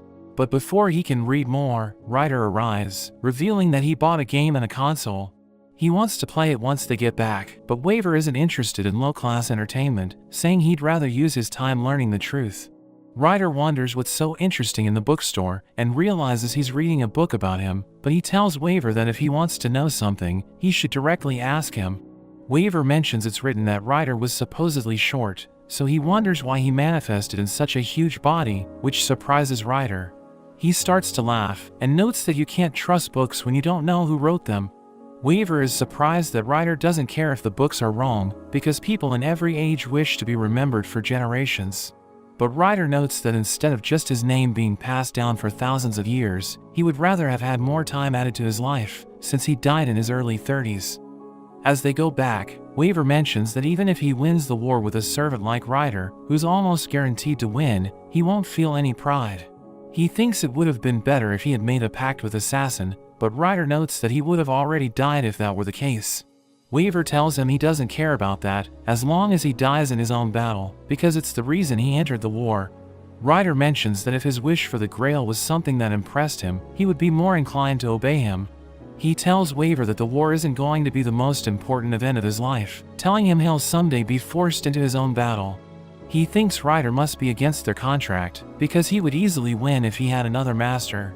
So he shows Waver the world map, explaining that they're both just tiny dots on it, and Waver thinks Rider means it doesn't matter how weak his master is. But Rider notes that Waver's miserable attitude is also a quality of a conqueror, telling him that even though he's weak, he still tries to reach heights greater than he can imagine. Rider notes that in the world he lived in, glory lies beyond the horizon was the basic rule, and Waver wonders if it's why he kept going east. So he reveals that it was his dream to see Oceanus, but he was never able to get there. They suddenly sense Caster, and we see Lancer monitoring Caster's actions with Sola. He decides to attack Caster, telling her to stay behind, and Saber arrives with Irie, asking Caster what he's planning. But he refuses to answer her, and a huge monster appears from the river. It absorbs him, and Rider also gets there, revealing that he told everyone they need to work together against Caster. He mentions that Lancer has agreed to it, so Saber also decides to fight with them. Irie mentions that the monster is currently maintaining its form thanks to Caster's mana, but if it finds its own food source, they won't be able to stop him. So they need to defeat him before that happens, and Rider doesn't know what to do, because Caster has been absorbed by the monster. Lancer thinks they should drag him out, thinking his spear can destroy Caster's noble phantasm if they expose it. Rider mentions that he can use his chariot to attack, but he wonders how Saber will fight an enemy in the water. So she reveals that she can walk on water, because her body was blessed by the Lady of the Lake, and they all rush toward the monster. As Saber and Rider attack the monster, it keeps regenerating, and Lancer mentions that if things continue like that, they won't be able to win. At the church, Kirei reports the situation to his father, who notes that they haven't faced such an embarrassing blunder in the history of the Holy Grail War. He notes that the situation is out of their control, so they need help from the Mages Association. He tells Kirei to help Tokiomi and Gilgamesh, who have already gone to face the monster. Gilgamesh watches the monster from above, and he feels sorry for everyone, since they're struggling to defeat it. Tokiomi thinks they must take care of the situation before more people show up, so he asks Gilgamesh to fight it. He notes that it's an opportunity for him to show his strength to everyone, since they're all no match for the monster. So Gilgamesh launches his weapons at the monster, but it regenerates, and he tells Tokiomi they should get out of there, because he can't bear to look at it anymore. Tokiomi begs him to stay, but Gilgamesh mentions that 4 of his treasured weapons have already been defiled by the monster. Tokiomi notes that the monster needs to be defeated in a single blow, and the only thing capable of doing that is Gilgamesh's Sword of Rupture. But he becomes angry, because Tokiomi is asking him to use his ultimate weapon. He thinks about using the command seal to make him fight, but he knows that it would destroy their relationship. There are 2 jets that arrive, and one of them gets closer to have a better look, but the monster devours it with its tentacles. The second pilot decides to attack, and he prepares to fire missiles at the monster. But Berserker suddenly appears on top of the jet, and takes control of it, so Tokiomi leaves to take care of Kariya. Berserker flies the jet towards Gilgamesh's ship, who shoots his weapons at it, but he dodges the attacks, and fires back at him, but Gilgamesh manages to stop the missiles. Tokiomi appears before Kariya, who wonders why Tokiomi gave away Sakura to Zoken, so he notes that he only wished for her to be happy. He explains that a mage can only pass down their family secrets to one child, which means any mage with 2 children needs to abandon one of them. He mentions that both Rin and Sakura were born with rare potential, and the only way to make sure they live up to it was giving up one of them for adoption. So it was a blessing in disguise for them when the Manos came for Sakura, because they're a family that's aware of the Holy Grail War, meaning they might be able to attain the root. Kariya becomes angry, and he mentions that he'll end both Tokiomi and Zoken's lives. Tokiomi notes that Sakura only got the Mono magic because Kariya refused to inherit it, so he should be thanking him. But he can't forgive him for running away from his responsibilities as a mage, so he prepares to attack, but Kariya summons a swarm of insects. Kirei is watching them from the shadows, but he decides to let them fight. Meanwhile, the monster grabs onto Rider's chariot, so Saber cuts off its tentacles to set them free. Runosuke is excited, thinking people will die without him having to do anything, but Kiritsugu suddenly shoots him. As he sees his own blood, he realizes the thing he's been looking for was inside him all along. but Kiritsugu finishes him off, and Caster takes out his grimoire, swearing to fulfill his promise to Rinnosuke. Kiritsugu tells Maya he took care of Rinnosuke, and she wonders if they should eliminate their next target, while the servants are fighting the monster. He tells her they shouldn't take the monster lightly, because if it gets to the shore and starts to feast, it will allow Caster to continue maintaining his form. So they need to finish it in one blow, and he thinks Saber's noble phantasm can do that, but she can't use it since she's cursed by Lancer's spear. Saber continues to attack the monster, but she gets caught by its tentacles, so Rider comes to her rescue. He tells her to retreat, and notes that he has a plan, telling everyone he'll lure the monster into his noble phantasm, where his army will attack it. But he thinks it won't be enough, and Lancer wonders what they should do, so Rider mentions that they need to come up with a strategy while his army keeps it busy. He tells Waver to stay behind, because he doesn't know what will happen if the reality marble breaks, so he needs him to summon him back in case of an emergency. Meanwhile, Gilgamesh continues to shoot his weapons at Berserker, who manages to block all of them. He thinks Berserker should just crash the jet into the monster, but he's shocked as it suddenly disappears, since Rider took it into his noble phantasm. Kariya uses his bugs to attack Tokiomi, but his barrier protects him, and he's disappointed that Kariya can't even land a single attack on him. He burns Kariya, and tells him to be thankful since he's giving him a quick death, but Kariya refuses to give up, and jumps off the roof. Waver asks Irie if she has a plan, and she gets a call from Kiritsugu, which Waver picks up. He reveals that Rider made the monster disappear, and Kiritsugu wonders if Rider is capable of deciding where the reality marble appears. Waver explains that it's possible if it's within 100 meters, so Kiritsugu notes that he'll fire a flare, and he needs Waver to free Caster there. He also asks Waver to tell Lancer that Saber's left arm has an anti-fortress noble phantasm. So he shares the information with Lancer, who asks her if her noble phantasm can really defeat the monster in one blow. She thinks that it can, and he notes that he can never forgive Caster for his actions, so he breaks his spear, which lifts the curse from her left arm. As she reveals her sword, Berserker attacks her, which makes Gilgamesh angry that Berserker is turning his back to him. But before he can do anything, Berserker destroys his ship, and continues to attack Saber. Meanwhile, Kirei finds Kariya in an alley, and he's about to finish him off, but he stops himself as he remembers Gilgamesh's words. A soldier from Rider's army appears before Waver, and he asks the soldier to tell Rider to wait for his signal, before he releases the monster at a specific spot. Lancer teleports to Berserker and destroys his jet, but he grabs a machine gun, and prepares to shoot at Saber, but Gilgamesh hits him with his weapons. Kiritsugu fires a flare into the sky, so Rider releases the monster at the position, and Saber prepares to use her ultimate move.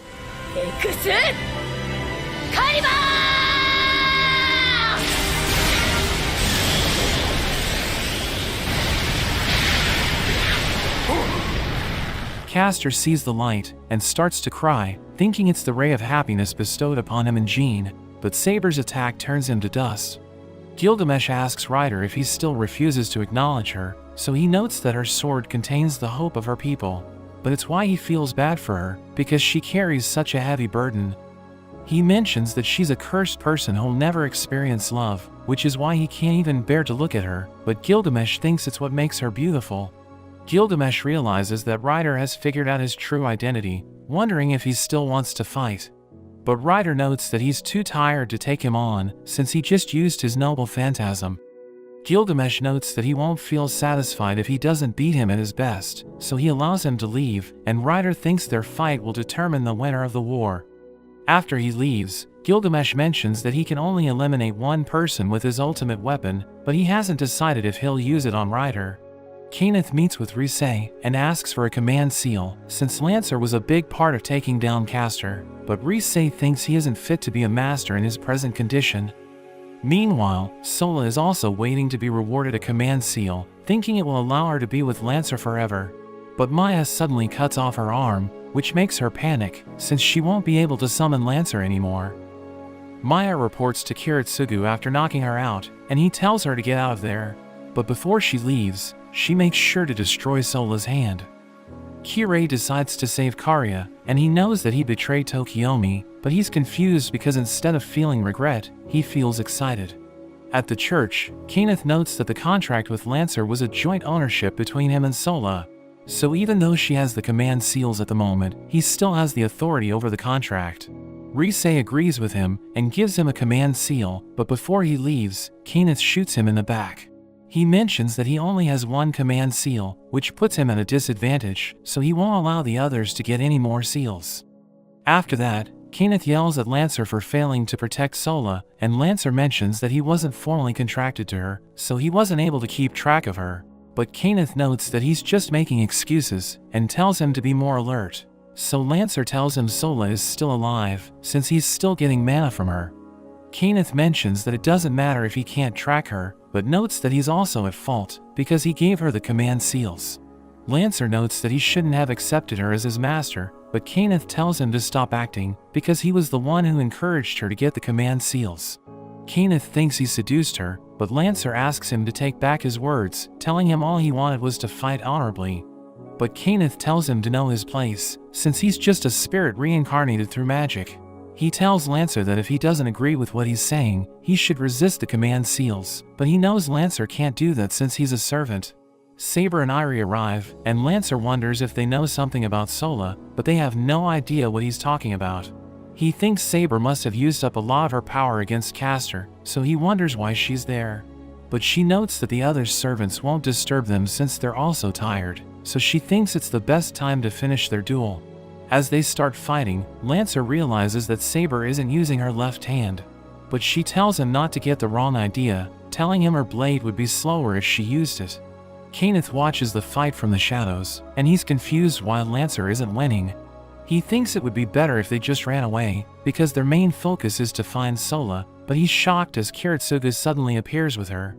He gives Kenneth a self-restraint certificate, which is a magic item used to form an unbreakable contract. It forbids Kiritsugu from hurting Sola and Kenneth forever, and Kenneth reads the condition, but he realizes that if he signs the contract, he won't be able to get the Holy Grail. He knows that the contract can't be broken by any means, so even if someone passes away, their ghost will still be bound by the contract. He starts crying, since he doesn't know what to do, and Kiritsugu prepares to shoot Sola. Saber and Lancer continue their fight, but he suddenly stabs himself, as Kenneth uses his command seal to make him take his own life. We learn that it was the condition written in the contract, and as Lancer turns to dust, he curses them, since they took away his only wish of having an honorable fight. After that, Kiritsugu tells Kenneth that the contract is in effect, but Maya suddenly shoots him and Sola. He begs Kiritsugu to end his life, but he notes that he can't hurt them due to the contract, so Saber finishes the job.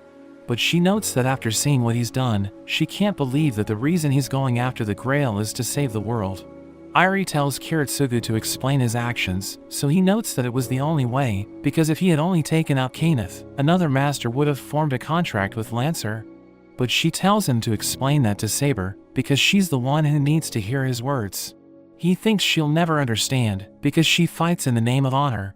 He explains that knights can't save the world, because they act like they're better than everyone else. He mentions that such illusions made by the heroes of the past have caused countless people to lose their lives in the name of honor, but Saber notes that they at least give up their lives following human laws and ideals, or else the world would fall into darkness every time a war breaks out. He notes that she believes the battlefield is better compared to hell, but in reality, the battlefield is the true face of hell, because everything ends in despair. He mentions that humans refuse to see the truth, which is why in every age, heroes come forward and lead people into war, but they forget about all the blood that's spilled during the battle. Irie wonders if he's shaming Saber, since he doesn't agree with heroic spirits, and he notes that he's just choosing the method that best fits the battle.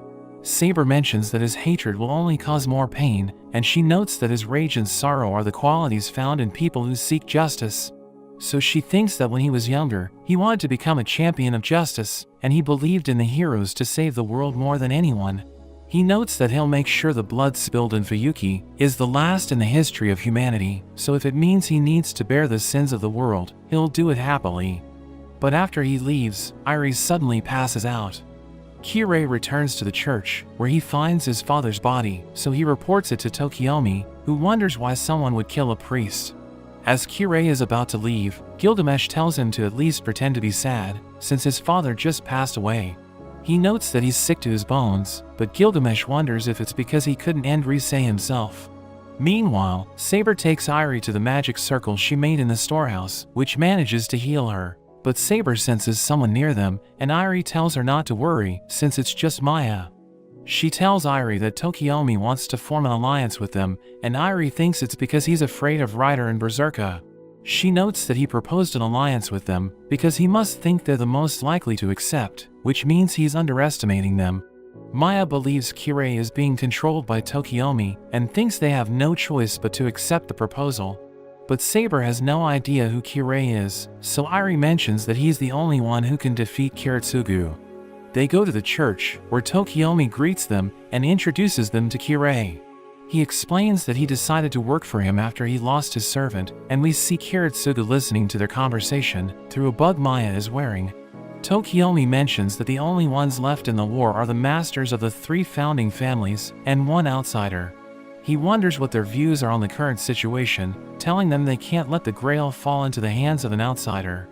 Irie notes that an alliance is out of the question, but if he hopes for them to take action against the others, it will depend on his sincerity. She proposes a ceasefire, and tells him they have 2 requests. The first one is that he needs to give them all the information he has on Rider and Waver, and the second one is that he needs to remove Kirei from the war. She notes that there's a history of bad blood between him and the Einsburn family, but Tokiomi has no idea what she's talking about. After that, Saber leaves on motorcycle to secure the road, and Maya and Irie are about to follow her, but Irie starts to feel weak, but she tells Maya to keep driving, or else Tokiomi will get suspicious. She notes that she was expecting her condition to deteriorate, thinking it's a miracle she was able to live like a normal human for so long. But she knows that she'll soon return to her original form, so she won't be able to talk to Maya again. She reveals that Kiritsugu gave her the Avalon because it can stop aging, but it doesn't work when Saber is too far away from her. Maya wonders why she's telling her everything, so Irie mentions that it's because she knows Maya won't feel sorry for her. Maya notes that she'll protect her until the end, telling Irie she should give up her life so that Kiritsugu can fulfill his wish. At the church, Tokiomi tells Kirei to withdraw from the war, and after that, he meets Gilgamesh, who knows he wants to continue fighting. He notes that he's been looking for an answer all his life, and after suffering for so long, he's finally about to find what he's searching for, but he's worried that he'll perish after he finds it. He gets a call, telling him the location of the Einsburn clan's hideout, which makes Gilgamesh realize he isn't planning on withdrawing from the war. Kirei shows him his arm, revealing that he took all of the command seals from his father's body. But Gilgamesh tells him that if he continues to fight, Tokiomi will become his enemy, and he needs to stay under the same roof as him, so Kirei notes that he has a plan. He mentions that the ritual carried out in Fuyuki involves using the 7 heroic spirits as a sacrificial offering in an attempt to open a passage to the root. So all the servants need to be killed to get the Grail, and he mentions that it's the reason Tokiomi is saving his command seals. He explains that after everyone else is defeated, Tokiomi will use the seals to make Gilgamesh end his own life. Kirei wonders if he's still loyal to Tokiomi after learning of his true motives, but Gilgamesh mentions how Tokiomi gives him the mana that he needs to stay in the world, so he can't just break their contract, but it might be possible if Kirei becomes his new master.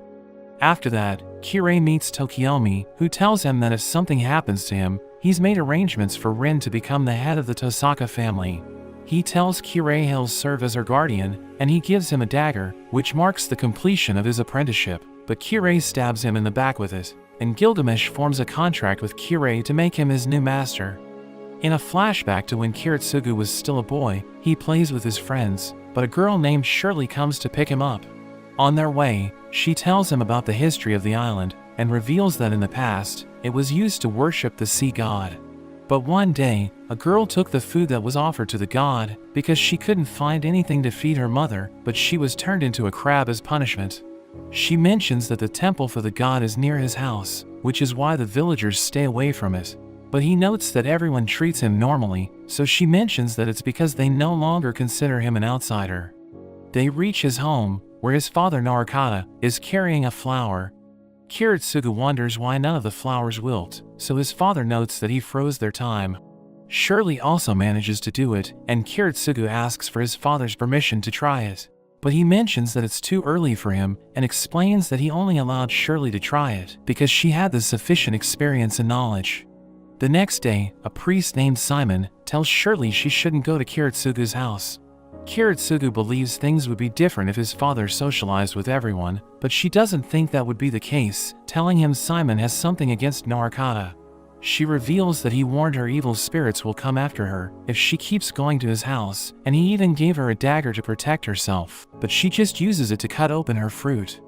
At night, she notes how amazing Norakata's magic is, and Kiritsugu reminds her how she was also able to use it, but she knows that Norakata is way above her level. She mentions that with his formula, even a human can live forever, so she wishes everyone would see who he truly is. She notes that he has already given up on his research, but she believes Kiritsugu can use it to help everyone.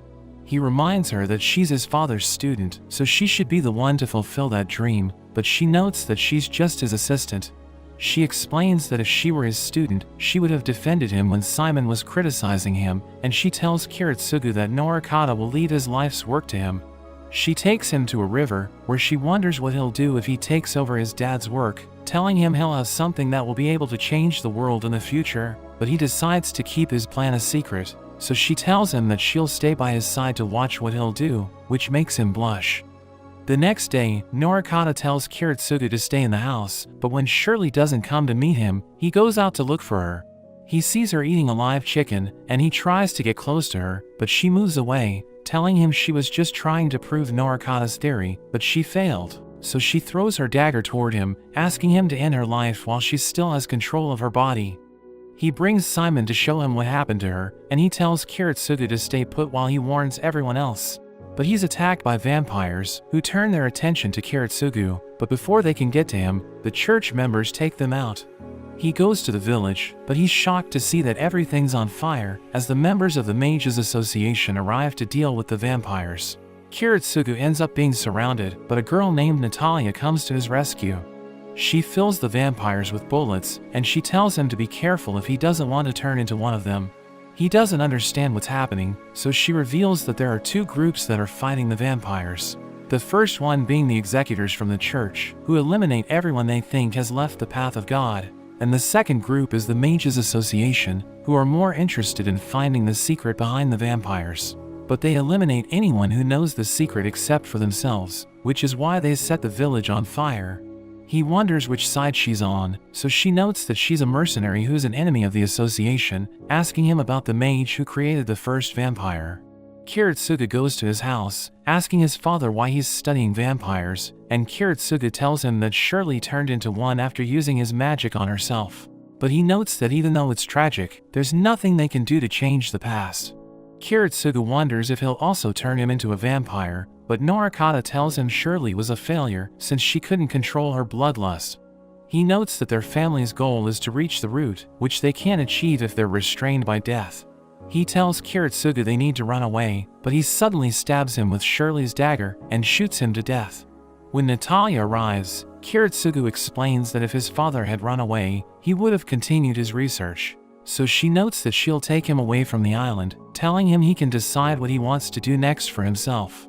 He continues to live with her after leaving the island, but he realizes she's just a freelancer who does any job that gets her money. In the beginning, she refused to take him with her, but as she allowed him to join her, he realizes that the tragedy on the island is a daily occurrence in the normal world. As they're on a job, a father and his son try to get away from the area since they're being shot at, and Kiritsugu tries to save them. But Natalia stops him, which leads to the father and son being shot down. Kiritsugu notes that he ended his father's life because he wanted to stop innocent people from dying. But she explains that eliminating one bad person won't do anything, telling him the only way they can make a change is if they get rid of everyone. She tells him never to give up on living, and notes that it won't do any good if he dies trying to save someone. He mentions that he never thought about saving anyone, but after hearing her say that, he wants to save all the people that he can. They get a job to eliminate a mage named Vorzak, and Natalia mentions that he's a vampire who turns people into ghouls using bees. She reveals that he destroys every town he goes to, and as she starts to smoke, Kiritsugu asks her if he can try it, so she tells him she won't stop him. He finds out Vorzak will be on a flight from Paris to New York, and she plans to face him alone, revealing that he already escaped from her once, so she wants to finish the job. Kiritsugu thinks it's dangerous to face him alone, but she notes that he won't have his bees with him in the cabin, and she tells Kiritsugu to take care of Dvorak's allies in New York. Natalia sits behind Dvorak on the plane, and she puts a magic spell on his seat, which causes him to have a painful death. Kiritsugu eliminates his allies, but she can't believe how easy it was to defeat him. After that, she kills Dvorak's bees, but as she prepares to get rid of his body, she realizes that there were bees hidden inside him, and they turn everyone into ghouls. Kiritsugu tells her to escape, but she mentions that she didn't bring a parachute. Seeing that she has no other choice, she decides to save the plane by getting into the cockpit, and she promises him that she'll make it back alive. After a while, she contacts Kiritsugu again, telling him she managed to get into the cockpit, so she can use the autopilot system to land the plane, but the bad news is that everyone except for her has been infected. She isn't worried about anyone getting into the cockpit, but she doesn't know what they'll do if she manages to land the plane, so he tells her he already has a plan. She mentions that he put her in a tough spot when he told her that he wanted to work for her, and he wonders if it's because he was a bad student. But she notes that he's incredibly talented, because he can already do the job without showing any emotion. He thought she was a cold-hearted person, but she trained him with care, so she notes that she felt bad, because his father should have been the one to train him. She tells him she's happy that she found something that's close to family, since she's been alone all her life. He notes that he always thought of her like his mother, but she tells him they shouldn't talk about things that will make it awkward for them when she returns.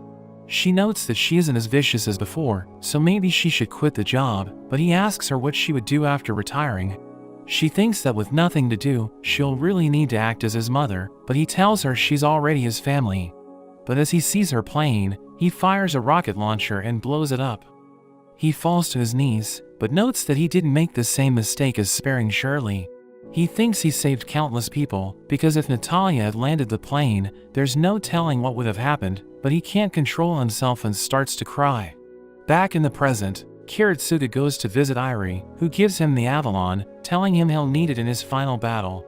She feels blessed to have fallen in love with him, because he gave her something she could only dream of. He still wishes for her to see more of the outside world, but she notes that if she missed out on anything, he should show them to Ilya. As he's about to leave, Maya tells him Saber has gone to look for Ryder, and he thinks that when they start to fight, Gilgamesh will also appear. So he'll use the opportunity to take care of Tokiomi, but as he goes to the Tosaka mansion, he's confused because there's no magic barrier around it. Meanwhile, Waver goes to the spot where he summoned Ryder, because he thinks Ryder will be able to heal quickly there, and he notes that he'll give Ryder as much mana as he needs. He wonders why Ryder didn't tell him about his condition, and he notes that it's because he didn't realize the fight against Castor took such a great toll on him. Waver realizes that his noble phantasm uses all of his energy, wondering why Ryder only uses his reserve mana. So he explains that if Waver gives him too much mana, it will put his life at risk, but Waver is okay with it, because he won't be satisfied if he wins without giving it his all. Ryder tells him that it's only the case if the Grail really exists, revealing that he promised his men he would lead them to Oceanus, which they thought was the end of the world. But when he was summoned by Waver, he realized that it doesn't exist, because the world is round. He wishes that no one else would die for something that doesn't exist, so he tells Waver he'll agree to him putting his life at risk, after they find out that the Grail really exists. Ryder thinks they should attack Saber tonight, and Waver wonders if he can recover by that time, so he notes that he'll be okay. But he can only use his noble phantasm one more time, and he plans to save it for when he fights Gilgamesh. Waver wonders why he's going after Saber, and he notes that he needs to give her a good beating, or she'll continue down the wrong path. Kariya dreams about Berserker devouring him, and as he wakes up, he tells Zilken there's no point in healing him, but he just laughs at Kariya's pathetic condition. He notes that he didn't expect Kariya to survive for so long in the war, so he'll give him his ultimate trump card. He makes him swallow a worm, telling him that it's the first one that fed on Sakura's purity. At the hideout, Iri wonders why Maya fights for Kiritsugu, so she explains that he means everything to her. She reveals that he was the one who came up with her name, because she doesn't remember her past. The only thing she remembers about her country is its extreme poverty, and how it was drowned in war. But they didn't have the money to run the army, so they decided to make children fight as well. Kiritsugu saved her, so she's willing to do anything for him. She notes that she's amazed by Iri, because even though she had never left the castle, she's still willing to give her life for Kiritsugu. Iri tells her she never understood his ideals, but she always told him it was okay for him to sacrifice her to achieve his goal. Maya wonders if she has any wish for herself, so she notes that her desire is for Kiritsugu and Saber to win the war, because if his dream comes true, the war will stop forever. Maya wonders if her wish is because of Ilya, and Iri notes that if the war continues, Ilya will be next to fight in it. So if they succeed in their goal, Ilya will be able to live a normal life. She asks Maya what she'll do if Kiritsugu wins, and she notes that she never thought she would be alive at that point. But if she survives, she'll end her own life, because the new world won't be a place where someone like her can live. Iri tells her to continue living, telling her she should look for her parents, but she notes that they can worry about it after they win the war. Riders suddenly arise, and Maya calls Kiritsugu, who's at the Tosaka mansion, where he finds out that Tokiomi was eliminated. He uses a command seal to teleport Saber to their hideout, where she finds Maya injured, but she tells Saber to go after Rider, saying Kiritsugu will come to save her. As Kiritsugu arrives, Maya tells him he shouldn't cry, because he should save his tears for his wife, and as she passes away, he tells her she was able to fulfill her duty. Rider flies away on his chariot with Iri, and Saber follows them on her motorcycle, but she loses sight of them, so she senses their presence to find where they are. Rider sees her coming after him, but he's surprised by how fast she's driving, so he lowers his chariot to the ground, telling her he'll finish his battle with her with a race. She realizes the bike is at its limits, so she uses magic to transform it, and Waver is worried since she starts getting close to them, which impresses Rider. He mentions that he won't play by the rules, so he slams the side of his chariot into the wall, making the broken pieces fly towards her, but she dodges all of them. She uses a boost on the motorcycle to catch up to Rider, and she tries to attack him with her sword, but he blocks her attack, and she's shocked to see that Iri isn't with them. Meanwhile, Kiritsugu interrogates a man, and he knows that Waver wouldn't have the intel to find their hideout, so it must have been the Mono family. He asks the man where Iri is, but he says he doesn't know anything, and Kiritsugu shoots his leg, asking him where he can find Kariya. The man reveals that he went with a supervisor from the church, so Kiritsugu realizes he's working with Kirei. We learn that the one who kidnapped Iri was Berserker, who transformed into Rider, and Kariya wonders if it was worth using 2 of his command seals. But Kirei gives him more seals, telling him he can use them as much as he likes as long as they're together. Kariya finds it hard to believe Iri is the vessel for the Holy Grail, and Kirei mentions that he'll give him the Grail after the war. But he reminds Kirei that he promised to do something else before that, so he tells Kariya to go to the church at midnight, telling him he'll find Tokiomi there. But after he leaves, Kirei tells Zoken to come out from the shadows. Waver wonders if Rider is really planning to fight Saber, and he notes that there's a small delay before she can use her noble phantasm, so he'll wait for her to activate it before he attacks, and Waver thinks he's insane, but he explains that she'll only be truly defeated if she loses in a fair fight. He hopes she'll join his army after he defeats her, and Waver realizes that Rider never looks down on his enemy, telling him to win no matter what. He rushes towards her using his chariot, but before he can get to her, she uses her noble phantasm and slashes him. We return to Kirei, who wonders what Zoken wants from him, so he notes that he just wants to know how Kirei plans to destroy Kariya. He explains that he never gets tired of seeing Kariya suffer, but Kirei asks him if he's going to reduce the chances of the Mono family's victory by interfering with his plan. Zoken finds it difficult to choose between winning the war and seeing Kariya suffer, and Kirei wonders if he really likes to see his son in pain. But he knows that Kirei is the same as him, because he was attracted to Kariya's rotting flesh like a maggot. Kirei becomes angry hearing this, and attacks with his knives, but his body turns out to be a fake, and the real Zoken hopes that the next time they meet, Kirei will be able to stand toe-to-toe with him. Meanwhile, Rider manages to dodge Saber's attack, but his chariot is destroyed, so Waver tells him to use his noble phantasm, but he refuses.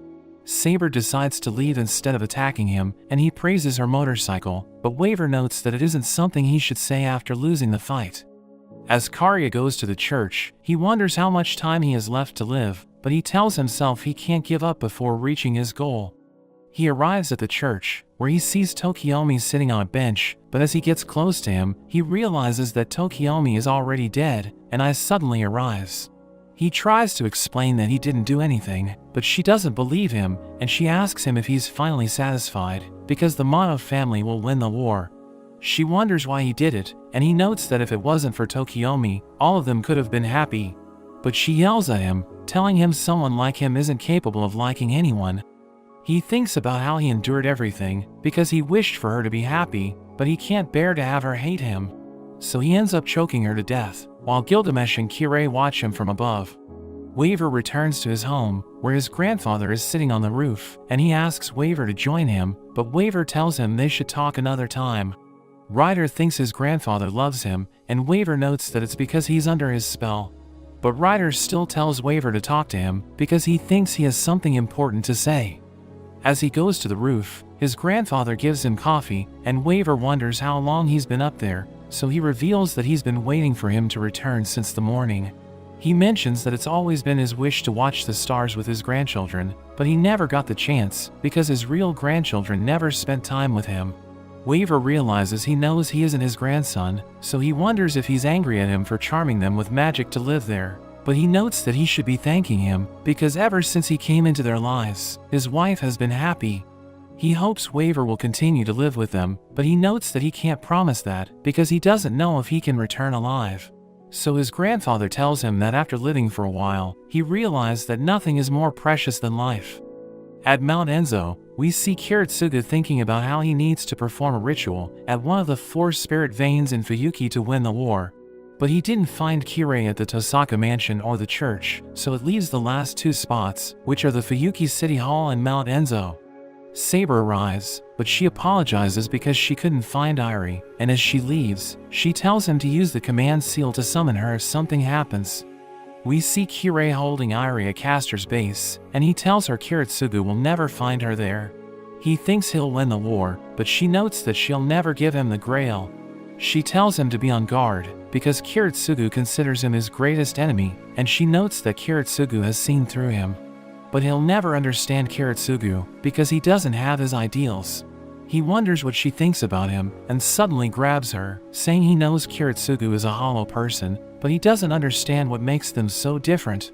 He asks her why Kiritsugu is going after the Grail, so she reveals that his wish is eternal world peace. But she notes that Kirei won't understand it, because Kiritsugu has faith and he doesn't. He mentions that it's basic human instinct to fight, so if they take it away, it will end humanity. He thinks Kiritsugu's wish is just like a child's playful thinking, but she notes that it's the reason Kiritsugu needs a miracle to achieve his goal. Kirei grabs her hair and chokes her to death, but he starts to smile, because he has finally found a reason to fight, thinking he wants to destroy Kiritsugu's dream. Waver wakes up in the middle of the night, and he asks Ryder why he didn't wake him up. Ryder mentions that they shouldn't rush into battle, because he thinks they will have a winner tonight. They see someone firing flares into the sky, but seeing their pattern, Waver notices that someone is claiming they've already won the war. Ryder thinks they're telling everyone who disagrees to come fight them, and he summons his horse, telling Waver to get on it. But he suddenly uses all 3 of his command seals, ordering Ryder to win the war and conquer the world. He notes that he's no longer Ryder's master, so he can do whatever he wants. But Ryder picks him up and puts him on the horse, telling him that even if he isn't his master, he's still his friend. He starts to cry, asking Ryder if someone like him can stay by his side. But Ryder tells him he shouldn't need to ask such a thing, because they've gone through life and death situations together, so they'll always be friends. Kiritsugu notes that Kirei has chosen the most unsuitable place to start the ritual, which means he isn't after the Grail, and he's just using it as bait to gather all the masters. Kiritsugu thinks his real goal is to kill him, so he realizes that he will need to fight him. Kirei tells Gilgamesh that if he releases his power near the ritual, it might disrupt it, so he needs to go out if he wants to fight. But Gilgamesh wonders what will happen if the place is attacked while he's away, and Kirei notes that he'll use his command seals to protect it. Gilgamesh mentions that he can't guarantee the Grail's safety, because he won't hold back tonight, and he asks Kirei if he still doesn't have any wish he needs the Grail to grant. So he notes that he still hasn't thought of anything, saying his only wish is that no outsider will interfere with their battle. As Gilgamesh is about to leave, he tells Kirei that if Saber appears, he should let Berserker fight her. He wonders what happened to Irie, since the Holy Grail vessel is in her body, so he mentions that he killed her, because he doesn't need her anymore. Gilgamesh appears in front of Ryder, but instead of attacking each other immediately, they decide to have a drink first. Gilgamesh wonders what happened to his chariot, so he mentions that Saber destroyed it. Gilgamesh reminds him that he let him go before because he wanted to defeat him at his best, so Ryder assures him that he's in his best condition. Gilgamesh believes him because he feels Ryder's commanding aura is more evident than before, thinking he has a plan to win. Ryder notes that if he gave his army the weapons from Gilgamesh's treasury, it would make them invincible, so he asks Gilgamesh to become his ally, telling him they can conquer the world together. But Gilgamesh starts to laugh, telling him he only considers one person his ally, and he thinks there's no place for second kings. Ryder goes back to his horse, and Waver mentions that it feels like he's friends with Gilgamesh. But Ryder notes that he can't give him the cold shoulder, because he might be the last opponent he ever faces, and he uses his noble phantasm to summon his army. Meanwhile, Saber is attacked by Berserker, who starts shooting at her, but she manages to get close to him and cuts his gun in half. But before she can attack him, he takes out another gun. We see Kariya in pain, since Berserker is fighting, and he starts to hallucinate that Sakura is standing in front of him. He tells her he's fighting because Kirei promised to give him the Grail. He promises to save her, so that they can play like they used to, but she wonders if she'll be able to see her mother again, which makes him lose his mind. Berserker continues to attack Saber, and she uses a car as cover to get close to him. But as she tries to hit him with her sword, it doesn't do anything to him, since her attack is too weak. She jumps in the air to put more power into her attack, but he catches her sword, which shocks her, since he knows the length of it, so she wonders if he's a knight she knew in her previous life. She notes that if he's a knight, he should tell her what his name is, because going into battle unrevealed is a cowardly act. So he reveals his true self, but she's shocked to see that he's her old companion Lancelot. She wonders what happened to him, because he was known as the first warrior on the Round Table, but he attacks her with his sword, telling her she only cared about saving her people. But she never led them, so she realizes that her ideals are the reason for how he ended up. Ryder and his army rush towards Gilgamesh, who summons his ultimate sword, telling them he'll put an end to their endless dream and show them the harsh truth. He activates his sword, which causes the reality marble to crumble, and Waver wonders if his noble phantasm has the power to destroy all creation. The ground splits in half, and the army falls into it, as Ryder's noble phantasm is destroyed. They return to the real world, and Ryder asks Waver if he's willing to serve as his follower. Waver starts to cry, telling Ryder he's his only king, so he'll only be loyal to him. Ryder puts him down from his horse, and tells him it's his duty as a king to inspire others. But it's Waver's responsibility as his follower to see his dream to the end, and tell it to the future generations. He rushes forward, so Gilgamesh summons his weapons to take him on. Ryder tries to block them, but he gets overwhelmed, and loses his horse. But he refuses to give up, and continues to charge forward, enduring everything Gilgamesh throws at him. He manages to close the distance, and as he prepares to attack, Gilgamesh suddenly holds him in place with his chains, and stabs him with his sword. He acknowledges Ryder, telling him to challenge him again anytime he wants, since the world is his courtyard until the end of time. After Ryder disappears, Gilgamesh asks Waver if he's Ryder's master, but he notes that he's just his follower. Gilgamesh thinks it's his duty to avenge his king, but Waver notes that he was ordered to live on, so Gilgamesh decides to spare him, telling him to stay loyal to his king. Kiritsugu and Kirei finally come face to face with each other, and Kirei rushes towards him as he uses his command seals to strengthen his knives. Kiritsugu fires an origin bullet at him, thinking he won't survive if he gets hit, but his knives shatter as he blocks the bullet, which surprises Kiritsugu. As Kirei gets close to him, Kiritsugu uses his time alter technique to dodge the attacks. He opens fire, but Kirei deflects his bullets, and Kiritsugu realizes that the reason his origin bullet didn't work on him is because he's using the command seals as his source of mana. So before the bullet could affect his body, the seal he used for mana disappeared, which means he won't be affected since he isn't using his own magic circuit. Kiritsugu thinks he can defeat him using the origin bullet if he can get a good shot, while Kirei thinks Kiritsugu won't be able to dodge his next attack. He instantly rushes towards him and delivers a devastating blow, which sends him crashing into a wall. He thinks he has won the fight and turns his back on Kiritsugu, who suddenly opens fire, but Kirei blocks the bullets. Kiritsugu uses his time altar to reload his revolver before Kirei can reach him, and he shoots Kirei with his origin bullet. He tries to deflect it, but as it hits his hand, it destroys his arm. Kiritsugu thinks he can't beat Kirei in close combat, but he needs to reload his weapons, and he knows that Avalon gives him an advantage. We learn that Kirei's attack should have killed him, but Avalon regenerated his heart, so Kirei thinks he will need to destroy Kiritsugu's brain to defeat him. Kiritsugu uses his time altar to triple his speed, and he charges in, but Kirei still manages to block all of his attacks. He sweeps Kiritsugu's leg and prepares to land a counterattack, but Kiritsugu uses time altar to dodge it, and manages to create distance between them. He tries to use the chance to reload his gun, while Kirei rushes towards him, but their fight is interrupted as the Grail appears from Iri's body, and it floods everything around it with blood. Meanwhile, Saber and Lancelot continue their fight, and she struggles against him, wondering if he went berserk because of her. But Kariya runs out of mana, and Saber stabs Lancelot, telling him she needs to win the Grail, or she'll never be able to make it up to him.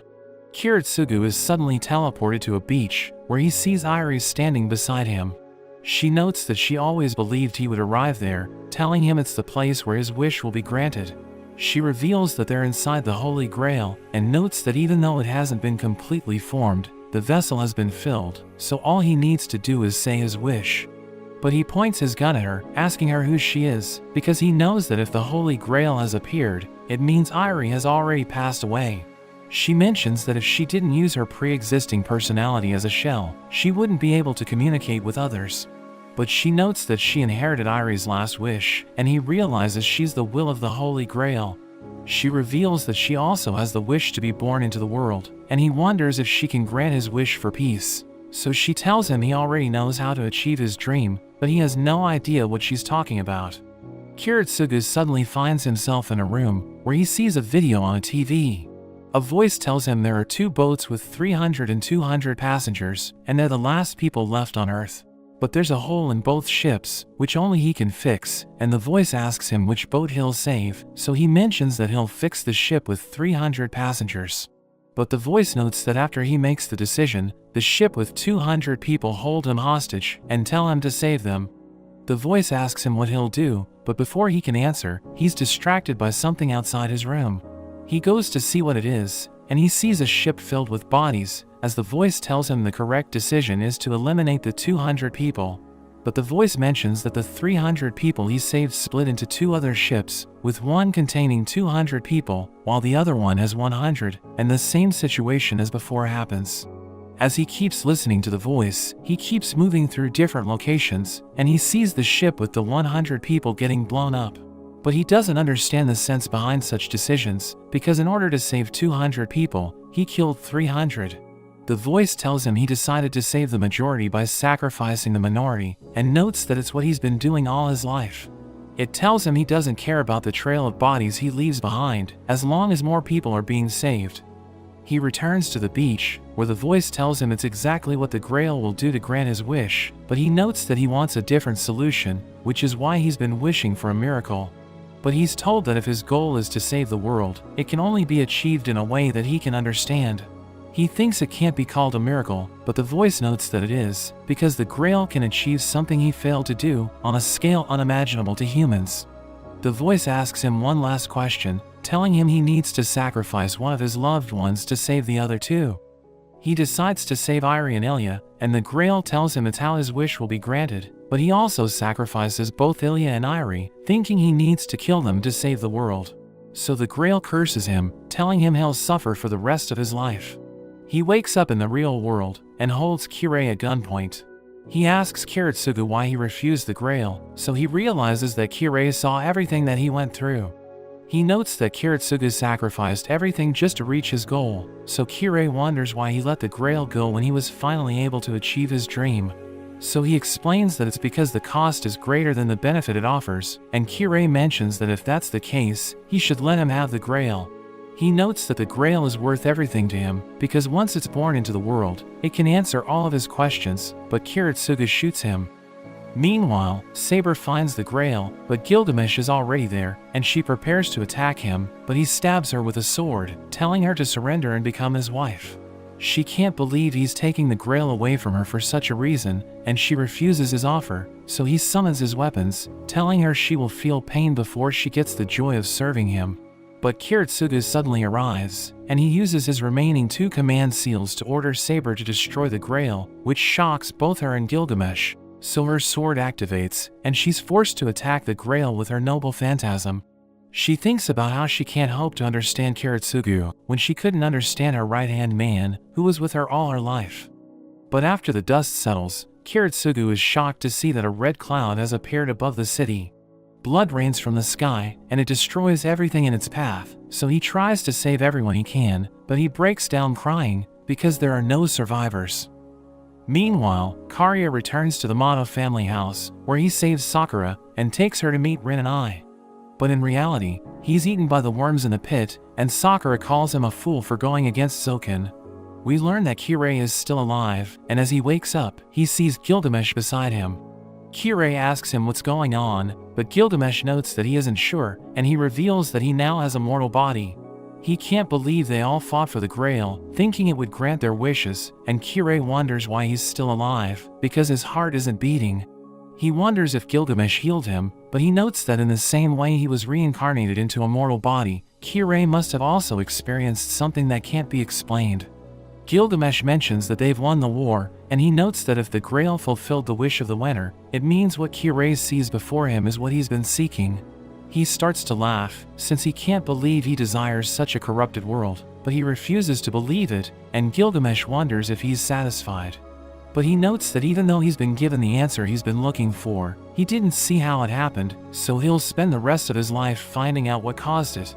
He knows that the Grail will appear again in the future, and he plans to join the next Holy Grail War, while Gilgamesh still finds him interesting, so he decides to stay with him to watch his quest. Kiritsugu appears, and Kirei prepares to fight him, but seeing the look on his face, he realizes that Kiritsugu has given up on everything, so he decides to leave.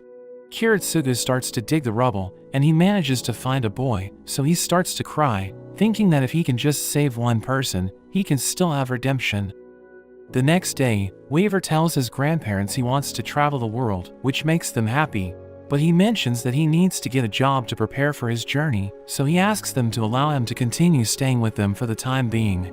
He heads to his room, where he sees all the mess that Ryder made, and he goes through his stuff as he recalls the moments they spent together.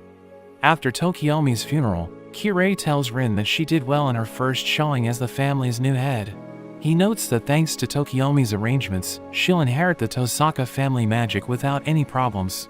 He thinks they should meet her mother, and we learn that she's still alive, but she's gone insane because she thinks Tokiomi is still alive. Kirei tells Rin he won't be in Japan for a while, wondering if she needs anything, and she tells him she doesn't need his help.